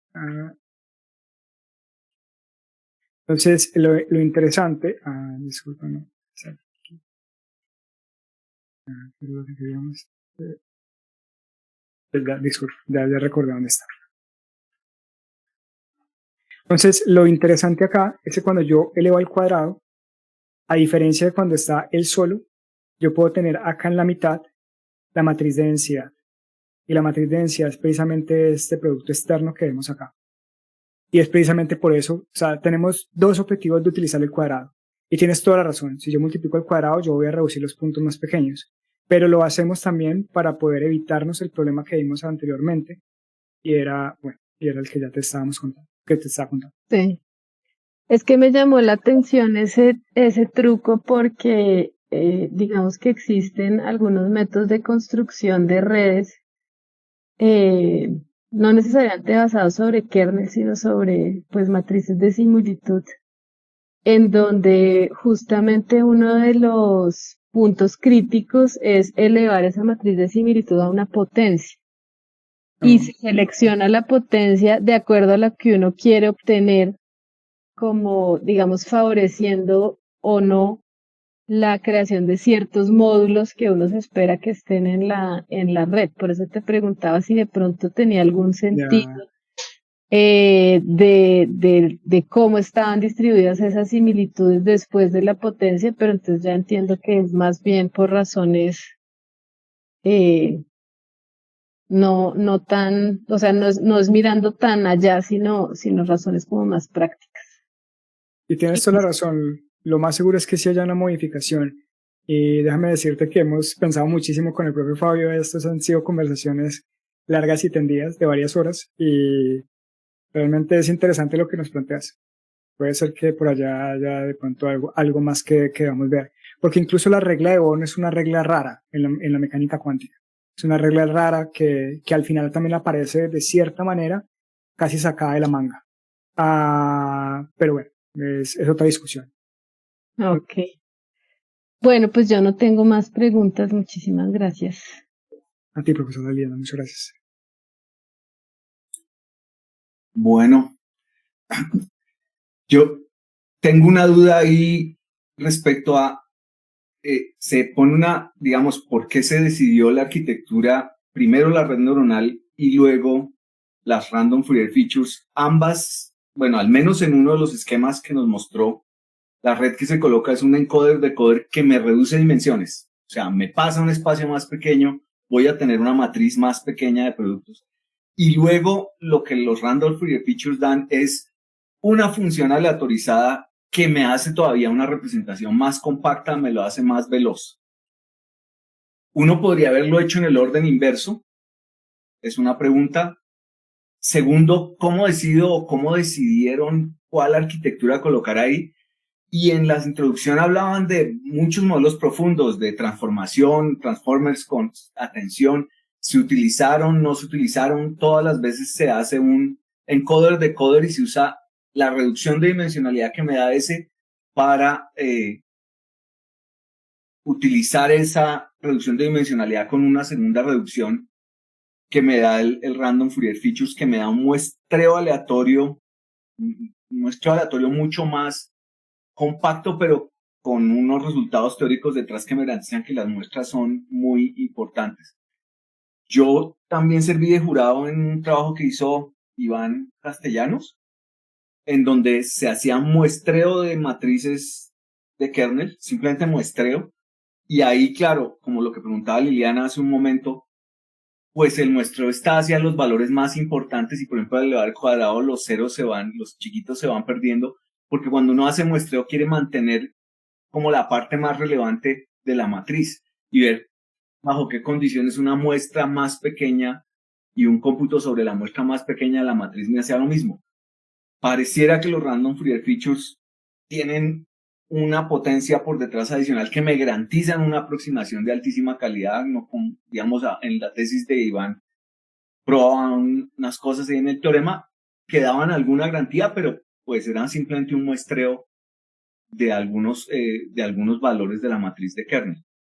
Entonces la pregunta fundamental es, ¿son doble dimensionalidad? ¿Por qué se decidió ese orden? Se explora, digamos, lo que preguntaba el profesor Barrios, todas esas decisiones de arquitectura de que va a tener uno allá en la red neuronal, cuál modelo profundo uso, si siempre es un decoder-encoder, cómo se deciden esas capas, digamos, en el método, y por qué este orden es más conveniente que el otro. Muy buenas preguntas, profesor Germán. ¿Estoy diciendo que es como una doble reducción de dimensionalidad o no? Listo, muy buenas preguntas. Listo, entonces, primero voy a responder por qué utilizar el autoencoder.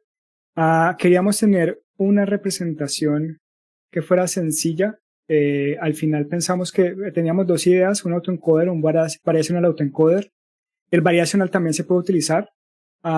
Mostramos que, digamos, los resultados entre un autoencoder y un variational, digamos que no eran significativos, entonces nos fuimos por el más sencillo, que era el autoencoder. Otro tipo de representaciones pensamos y tenemos la hipótesis de que pueden funcionar, no estamos seguros, habría que probarlo.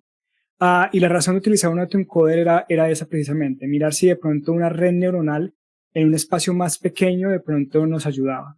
Las Adaptive Fourier Feature no es que realmente me mapeen a un espacio de más baja dimensionalidad, que uno podría pensar al principio que es eso. Realmente, si uno lo ve como que el espacio, por ejemplo, un espacio gaussiano, es ese espacio de Hilbert de dimensión infinita, lo que yo estoy tratando de hacer es aproximar ese espacio de dimensión infinita.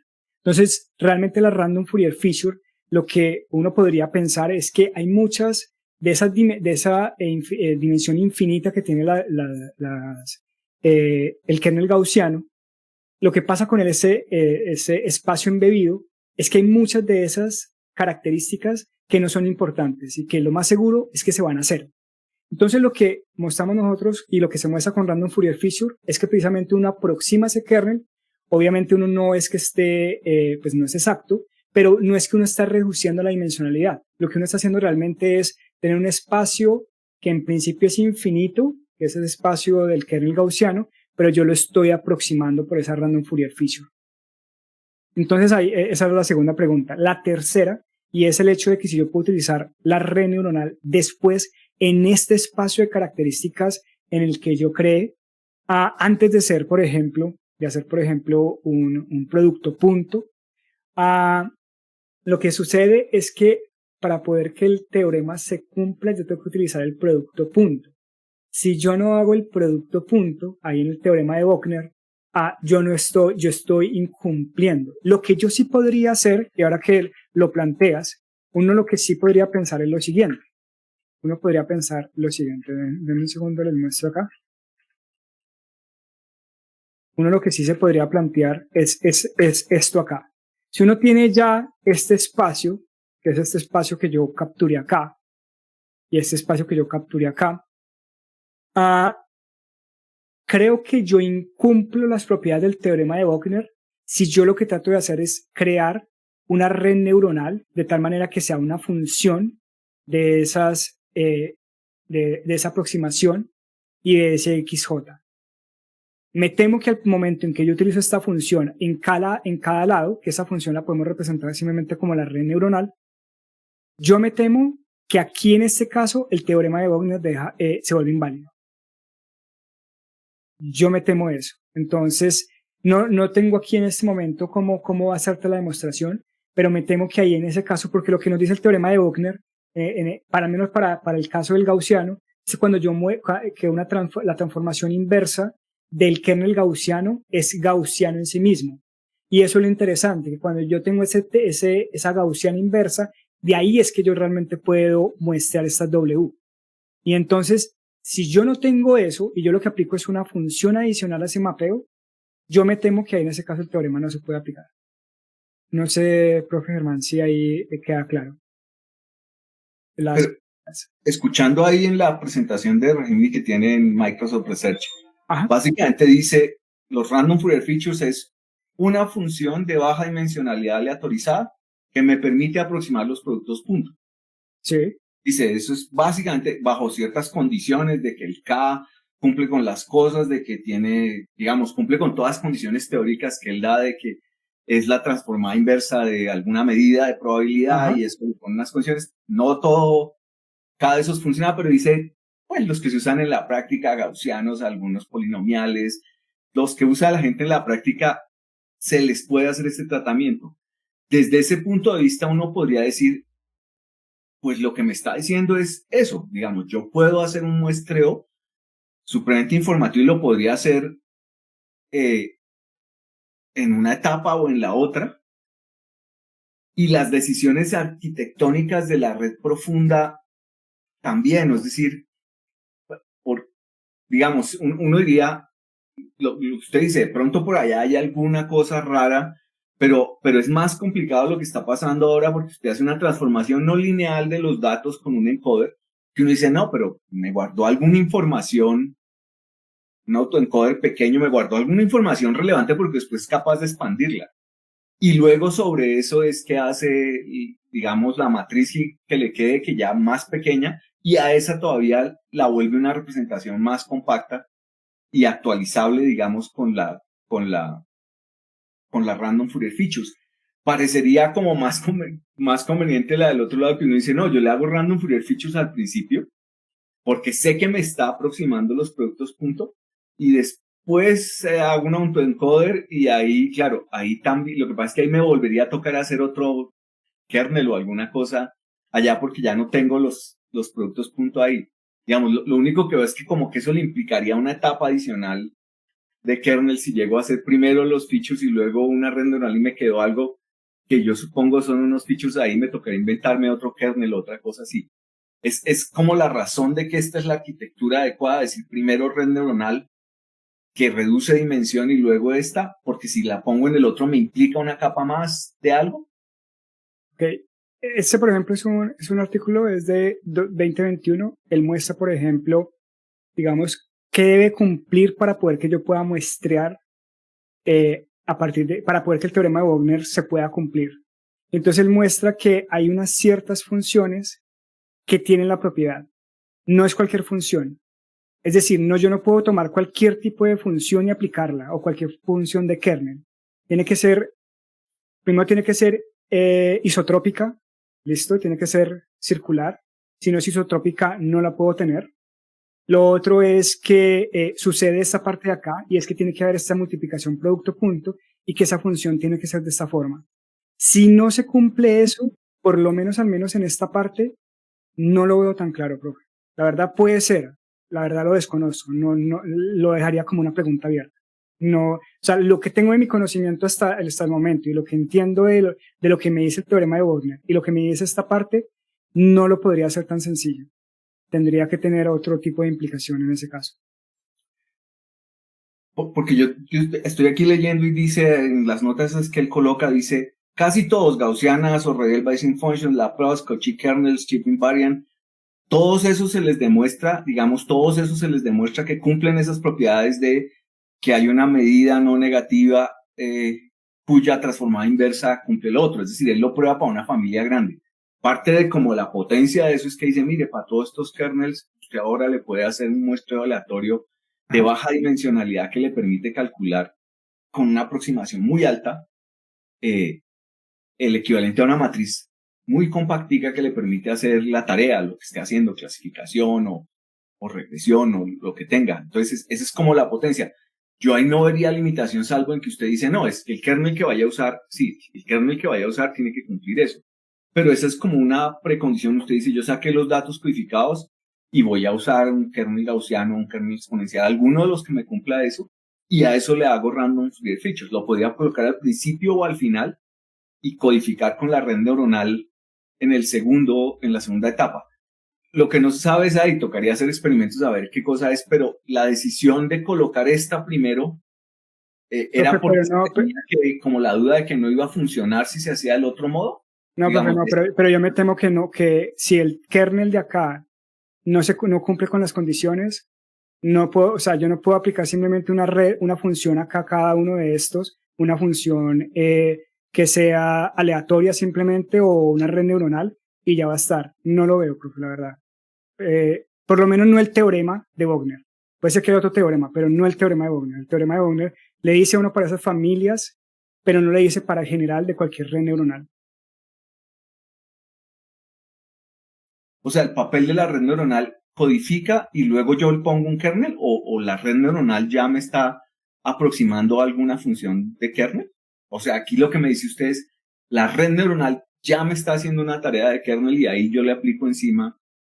Es decir, la red neuronal no solo está haciendo una reducción de dimensionalidad, sino está haciendo una tarea de kernel ahí antes de hacer los random Fourier features en la segunda etapa. Creo que de pronto, ya veo de pronto la confusión, profe, de pronto es en esta red siamesa, porque no entiendo la pregunta realmente. O sea, digamos que nosotros, cuando presentamos demande, nosotros acá tenemos una representación de G, usted se está refiriendo a esta, ¿verdad? Sí, dice ahí, lo que pasa es que en la tesis, en uno por allá más adelante, dice un autoencoder, pero ahí era una red profunda. Lo que pasa es que después dice, no, es un autoencoder, entonces yo digo, esa redujo la dimensionalidad y luego le aplicó Adaptive Fourier Features para hacer lo que dicen ahí, una función aleatoria de baja dimensionalidad que me compacta eso y me permite actualizarla a unas velocidades más altas, digamos. Sí. Porque, digamos, la pregunta es, esta arquitectura, si le da uno la vuelta... Y pongo ese div acá. Decirle, a los datos le hago primero Adaptive Fourier Features y luego pongo una red neuronal. El asunto ahí, claro, la pregunta es, y bueno, me toca hacer algo más de kernel a la salida, entonces aquí me quedó natural porque yo digo, reducción de dimensionalidad con la red neuronal, kernel, Adaptive Fourier Features, y ahí lo hago. En el otro le diría, me toca aplicar algún tipo de kernel a Adaptive Fourier Features y a la salida de red neuronal vuelvo y hago una reducción de dimensionalidad y me tocaría volver a aplicar un kernel es decir, si le da la vuelta a la arquitectura, ¿me tocaría hacer más cosas o no? Profe, lo que pasa es que si yo le doy la vuelta a la arquitectura, lo que yo voy a tener es, yo empiezo con los conjuntos de datos, le aplico esta red profunda, en ese caso le aplicaría S2 por coseno de los W por X y más B, y el problema es que, le aplico una normalización a esto, y usted me dice que le aplique una función que sea una red neuronal y se la aplique sobre este. El problema es que cuando yo haga esto, ya invalido al menos el teorema de Wagner. Porque no para cualquier función esto va a seguir siendo un kernel. Entonces ahí lo que va a pasar, que nosotros trabajamos muchísimo con kernel robot. Entonces después me tocaría aplicarle un kernel o algo a los resultados allá, porque la red neuronal ahí me está haciendo algún trabajo. Sí, lo más seguro. Eso me decodificó, pero no me da valores de kernel. Ahí va a haber un problema, profe. Ahí va a haber un problema y es que te va a llevar a un espacio de Crane. El problema es que vas a tener cuando hagas obtener los valores propios de la matriz, vas a tener algunos valores propios que van a ser negativos. En ese caso se invalida el teorema de Mercer. Y si invalida el teorema de Mercer, pues tú ya no ya no tienes un kernel de Mercer, sino que vas a tener un kernel de Crane. Y el problema al tener un kernel de Crane es que ya la similaridad que nosotros hallamos en el kernel no la vas a tener. Ya no permite hacer la regresión, tocaría hacer un ajuste ahí. Es decir, el problema del ajuste es que tú no sabes, en ese momento la teoría de los kernel, del espacio de Crane, es que a ti te dicen que ese espacio de Crane, tú no puedes simplemente ir y quitar los negativos. Eso nos pasó, por ejemplo, en mi tesis de maestría. Quitar simplemente los espacios negativos no es la manera directa. Se puede hacer. Realmente aquí peco por ignorancia, la verdad. Y en las arquitecturas de profunda, todas las que se usaron fueron encoder-decoder, digamos, ya Sí. en la práctica, en los métodos prácticos, Sí, digamos, no se probó transformer ni nada. No. La que funcionó naturalmente es una reducción de dimensionalidad. Se aplica a un kernel, se aplica a un muestreo que tiene un soporte muy profundo y eso nos permite hacer un método veloz para las aplicaciones. Tal cual. Lo más seguro es que podamos utilizar de pronto transformers. Y eso es una pregunta abierta. Eso es me temo que no va a haber ningún problema y me temo que de pronto vamos a obtener, con los self-attention, vamos a obtener una información valiosa, incluso utilizando ya sea la capa los attention maps, ya sean los mapas de atención o ya sean los encoder que me entrega el LLM, el Large Language, al menos el Vision Transformer o ya sea el modelo de atención. Yo estoy seguro que utilizando ya sea la capa de atención o ya sea la capa final de los CLS tokens, cualquiera de los dos, yo sé que me va a dar puede dar mejores resultados que incluso un auto. Lo que a mí me generaba dudas era eso, digamos, pueda que la arquitectura de la red neuronal, es decir, pueda que incluso lo que usted dice es cierto. Si le hago primero algún tipo de kernel, le hago Adaptive Research y le meto una red neuronal, no debe ser una red neuronal de codificación ni nada, sino va a ser una red neuronal que va a hacer la tarea, me va a decir, de pronto la entreno, ahí sí ya es un modelo profundo, multicapa, que me aprende a decir sí o no, me hace la clasificación ya con los features aleatorios. Entonces, claro, puede que viole el teorema de Wagner, pero la arquitectura inversa, lo que pasa es que, claro, ahí ya me queda más flexible que la otra red neuronal no es una red que va a hacer una tarea de codificación, reducción de dimensionalidad, sino, dice, ahora con estas espacios, con estos productos punto de cálculo veloz, apréndame usted a hacer las cosas. Claro que uno dice, pues, ahí ya uno dice, pero si los features ya me salieron, yo debería hacerlo en una lineal, de pronto una no lineal no aporta. Pero sí me queda la duda de pronto de justificar, esta es la forma natural, la otra forma tiene estos y estos problemas, por lo menos para decir así, como usted dice, no, me vuelvo al otro y entonces ya me toca pensar en una red neuronal que está haciendo el mismo trabajo que hace los kernel, porque uno esperaría en ese espacio que ya es una frontera de decisión lineal la que me permite tomar las decisiones, ¿cierto? Y si le meto una red neuronal es como le estoy metiendo un clasificador no lineal o alguna cosa que no diría uno por qué tendría que tenerlo. Entonces, algo que garantice, mire, esta es la naturalidad, y también decir, entre las redes profundas, la más natural aquí fue esta reducción de dimensionalidad, que junto con la aleatorización de baja dimensionalidad, que también me reduce el tamaño del espacio para tomar las decisiones, me genera un sistema como natural. Y también de pronto yo sí que se suena como raro, porque en todas las presentaciones veía Deep Neural Network, pero sí, entre las Deep, las que se usan son encoder-decoder, es un autoencoder que reduce la dimensionalidad, y más o menos las decisiones de arquitectura de la red ahí son tales, digamos. No se puede ir tan pequeño, digamos, reducciones del tanto por ciento, del, no sé, 50, 40, ¿con cuánto se queda uno? Porque uno diría, pues le hago aquí algo como un PSA y me reduce a unas dimensiones con el 80%. Con una red neuronal, uno no sabe, ¿sí? En un PSA uno dice, yo lo recorto. También se pregunta uno, si es como encoder-decoder, un PSA no haría un buen trabajo, y tiene uno como más soporte teórico, decir, bueno, ahí sé que estoy guardando el 80 o el 70 o el 60% de la variabilidad de los datos con esas dimensiones reducidas. El problema con PCA es que no vas a poder entrenar punto a punto, no lo vas a poder entrenar completo. El autoencoder sí se puede entrenar completo. Entonces el PCA nosotros lo probamos, pero los resultados no eran tan grandiosos. Entonces, por lo menos, decir eso, digamos, PCA que parece natural y le da a uno, pues no es suficientemente flexible para realizar una codificación adecuada, y tiene este problema que no nos permitía ganar la velocidad. Claro que en PCA uno dice, pues hace el PCA de los datos de entrenamiento y lo deja así, ¿cierto?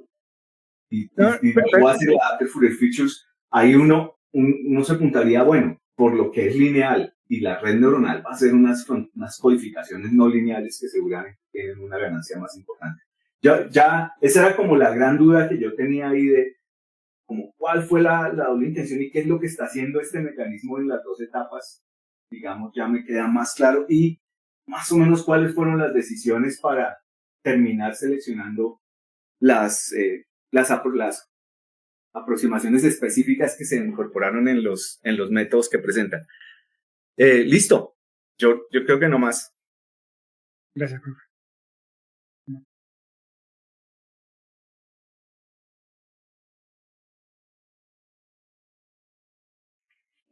Bueno, profe, entonces, pues según el protocolo, si el profesor Fabio quiere hacer alguna intervención.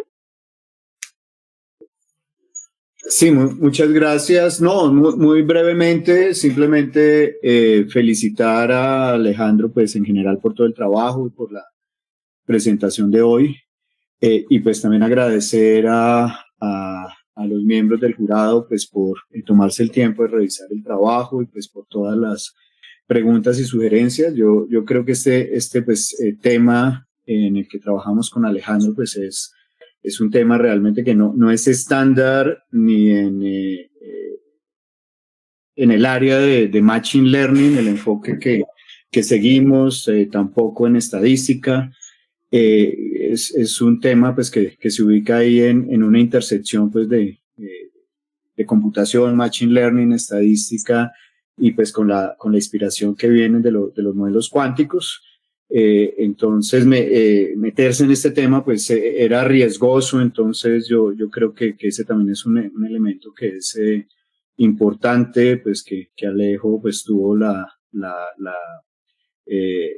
valentía pues de abordar un tema que no era tan estándar, pero creo que valió la pena el riesgo y se ven en los resultados. El modelo pues es básicamente un modelo general. Aquí nos enfocamos fundamentalmente en estimación de la densidad, que es una tarea importante, pero típicamente no se aborda con modelos de deep learning. La pregunta que hacía el profesor Germán, pues realmente en el marco general de lo que se hizo, la idea era pues usar, poder crear un modelo que fuera integrable con modelos de deep learning y que se pudiera entrenar end-to-end. Entonces, realmente la idea de usar modelos de deep learning es fundamentalmente como modelos que aprenden la representación. Entonces, típicamente van, por ejemplo, si esto lo estuviéramos haciendo sobre imágenes, de hecho, algunos de los trabajos que se hicieron fueron sobre imágenes. Ahí la red neuronal se utiliza para hacer extracción de características y por eso se aplica primero. Entonces, modelos como PCA realmente no capturan la no linealidad de espacios complejos de representación como las imágenes, y estos modelos pues son modelos que básicamente están tratando de estimar la densidad, que también en espacios de altísima dimensionalidad pues es muy difícil. Entonces, por eso es importante tener un espacio de representación limitado, que es el que nos da la red neuronal. Yo creo que los resultados pues en general fueron bastante satisfactorios y pues felicito a Alejandro por todo el trabajo que hizo y pues por todos los productos. Eso ya aclararía que el orden inverso no es natural, digamos. Si le hago, por ejemplo, una imagen random for your features, dice uno, no, yo con qué quedé, y ahora si le meto una red neuronal, ¿a qué? Exactamente, y un tema es que efectivamente la dimensión del espacio donde se hace estimación de la densidad efectivamente no puede ser muy grande, entonces, o al menos fue lo que observamos experimentalmente. Sí. Bueno, esto era todo lo que quería decir. Gracias.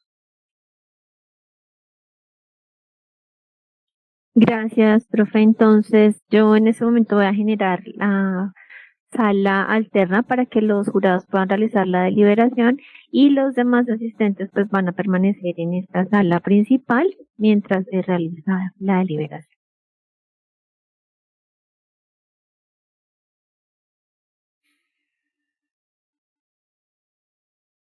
Profesores del jurado, ¿me confirman que les haya llegado la notificación de la sesión? Yo estoy mirando, profe, si recibieron es un correo, ¿cierto? No, profe, aquí en tu pantalla te va a aparecer una notificación para unirte a otro grupo. Notificación. Ya los profes Carlos y Liliana están allí. Yo invite to deliberación jurado join. Listo. ¿Y me saca de acá o acá? Sí, ¿O te saca de acá. Entonces, pues yo los dejo también, voy a acompañar a los profesores en la deliberación por si ellos tienen alguna inquietud y pues ya regresamos nuevamente con ustedes. Muchas gracias.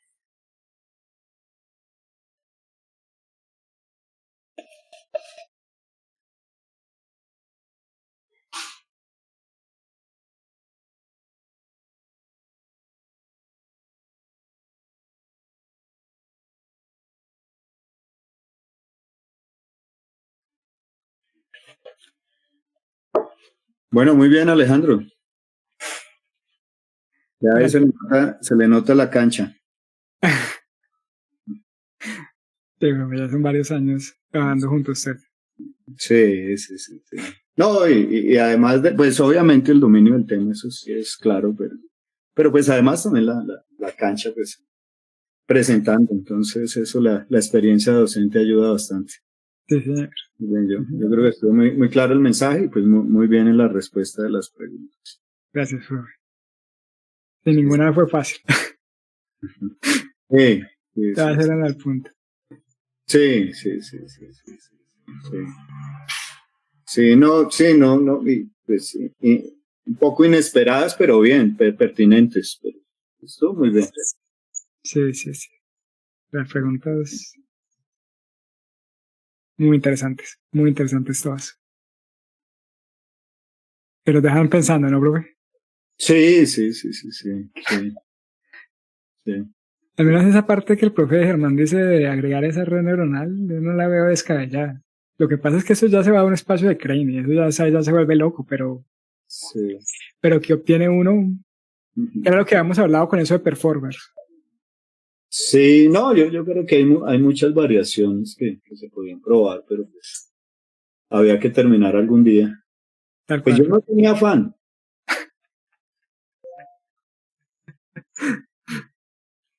No, pues estuvo muy bien.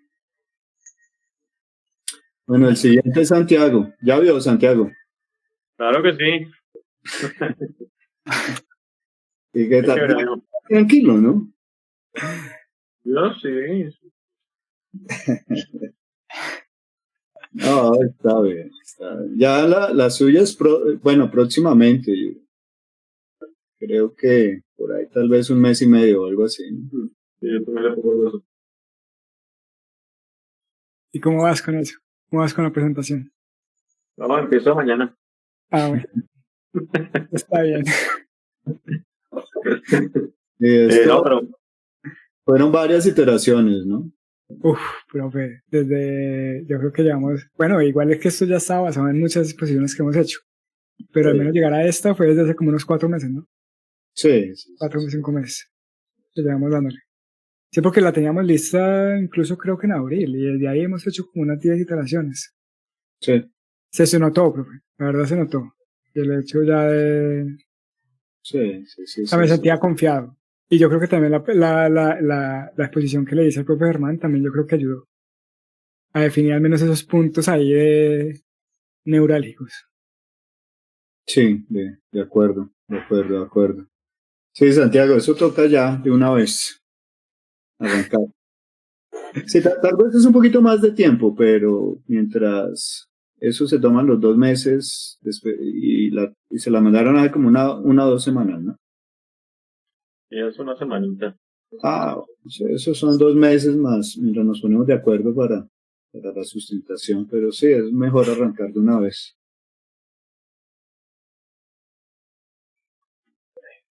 Bueno,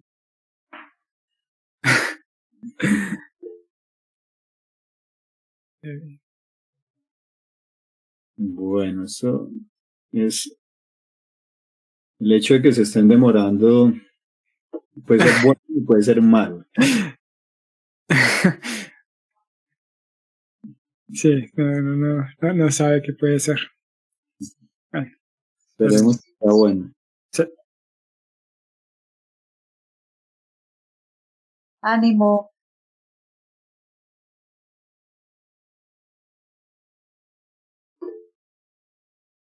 Pepe,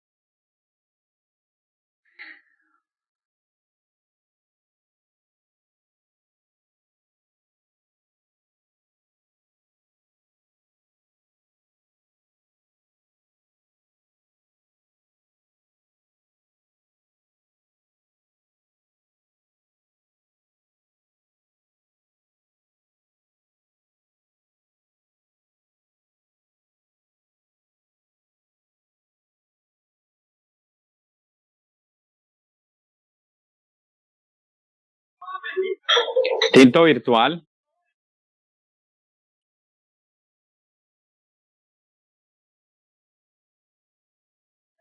Ay, no, qué nervios. Estoy nerviosa yo y con ganas de llorar. No, Alejo lo hizo muy bien y muy seguramente deben estar deliberando si le van a dar qué tipo de distinción le van a dar. No hay duda de que es más que aprobada. Sí, un problema con las sustentaciones virtuales es que se perdió pues la costumbre que había de que el futuro doctor ofrecía vino y pasabocas. Lo está viendo, profe. Sí. Sí, eso es muy interesante, muy importante, pues, si no, pues, no, sino más ya le doy la cuenta bancaria entonces, pues yo me tomo la botella de vino. La dirección para que nos mande el domicilio, Alejo. Sí, profe, eso.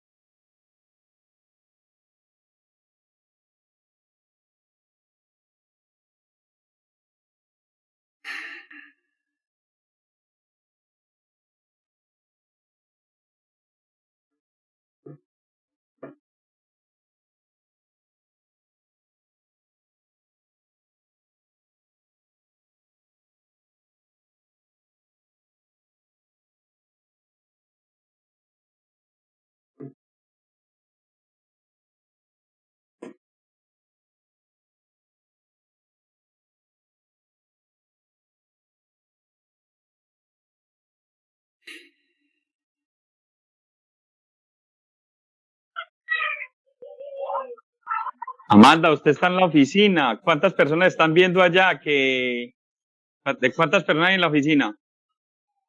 10. ¿10? Oh my God. Alejandro, que salude a la gente que lo están viendo allá y están apretando nalga también. Hola a todos. Pero espérame un momentico para tomar la foto. Tiene que hacer el corazón, si no, no aplica.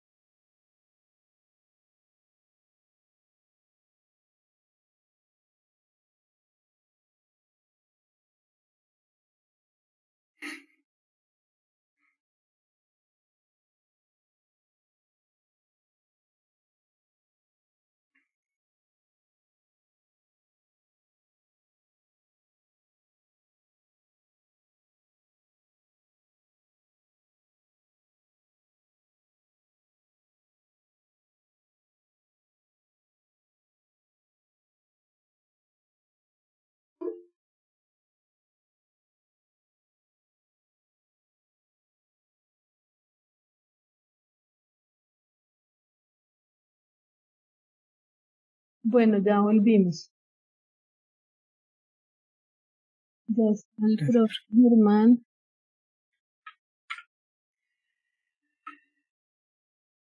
¿Ya están Germán y Carlos o no?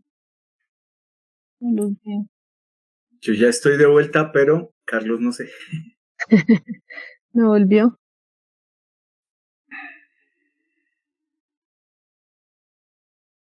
Eso que tenía que regresar. Digo, ya era la calificación. Ya. ¿Tiene que estar presente el profe Carlos o no? Yo creo que no. Aquí estoy. Ahí está. Ah. Bueno, Alejandro, entonces, pues el jurado ha decidido que la tesis es aprobada y Muchas gracias. debemos también recomendar una mención meritoria. Muchas gracias. Trabajo. Profe Fabio, felicitaciones. Muchas gracias. Felicitaciones a Fabio, buen trabajo. Gracias al profesor Carlos y a la profesora Liliana por su colaboración en estas diligencias que toman tiempo. Y muchas gracias pues al jurado y pues muchas felicitaciones al doctor Gallego. Gracias. Sí, muy bien, excelente, muy merecida la mención. Muchas gracias. Bueno, gracias por la invitación. Buena tarde. Hasta luego. Gracias a todos los doctores. Muchas gracias. En nombre de mi familia. Gracias.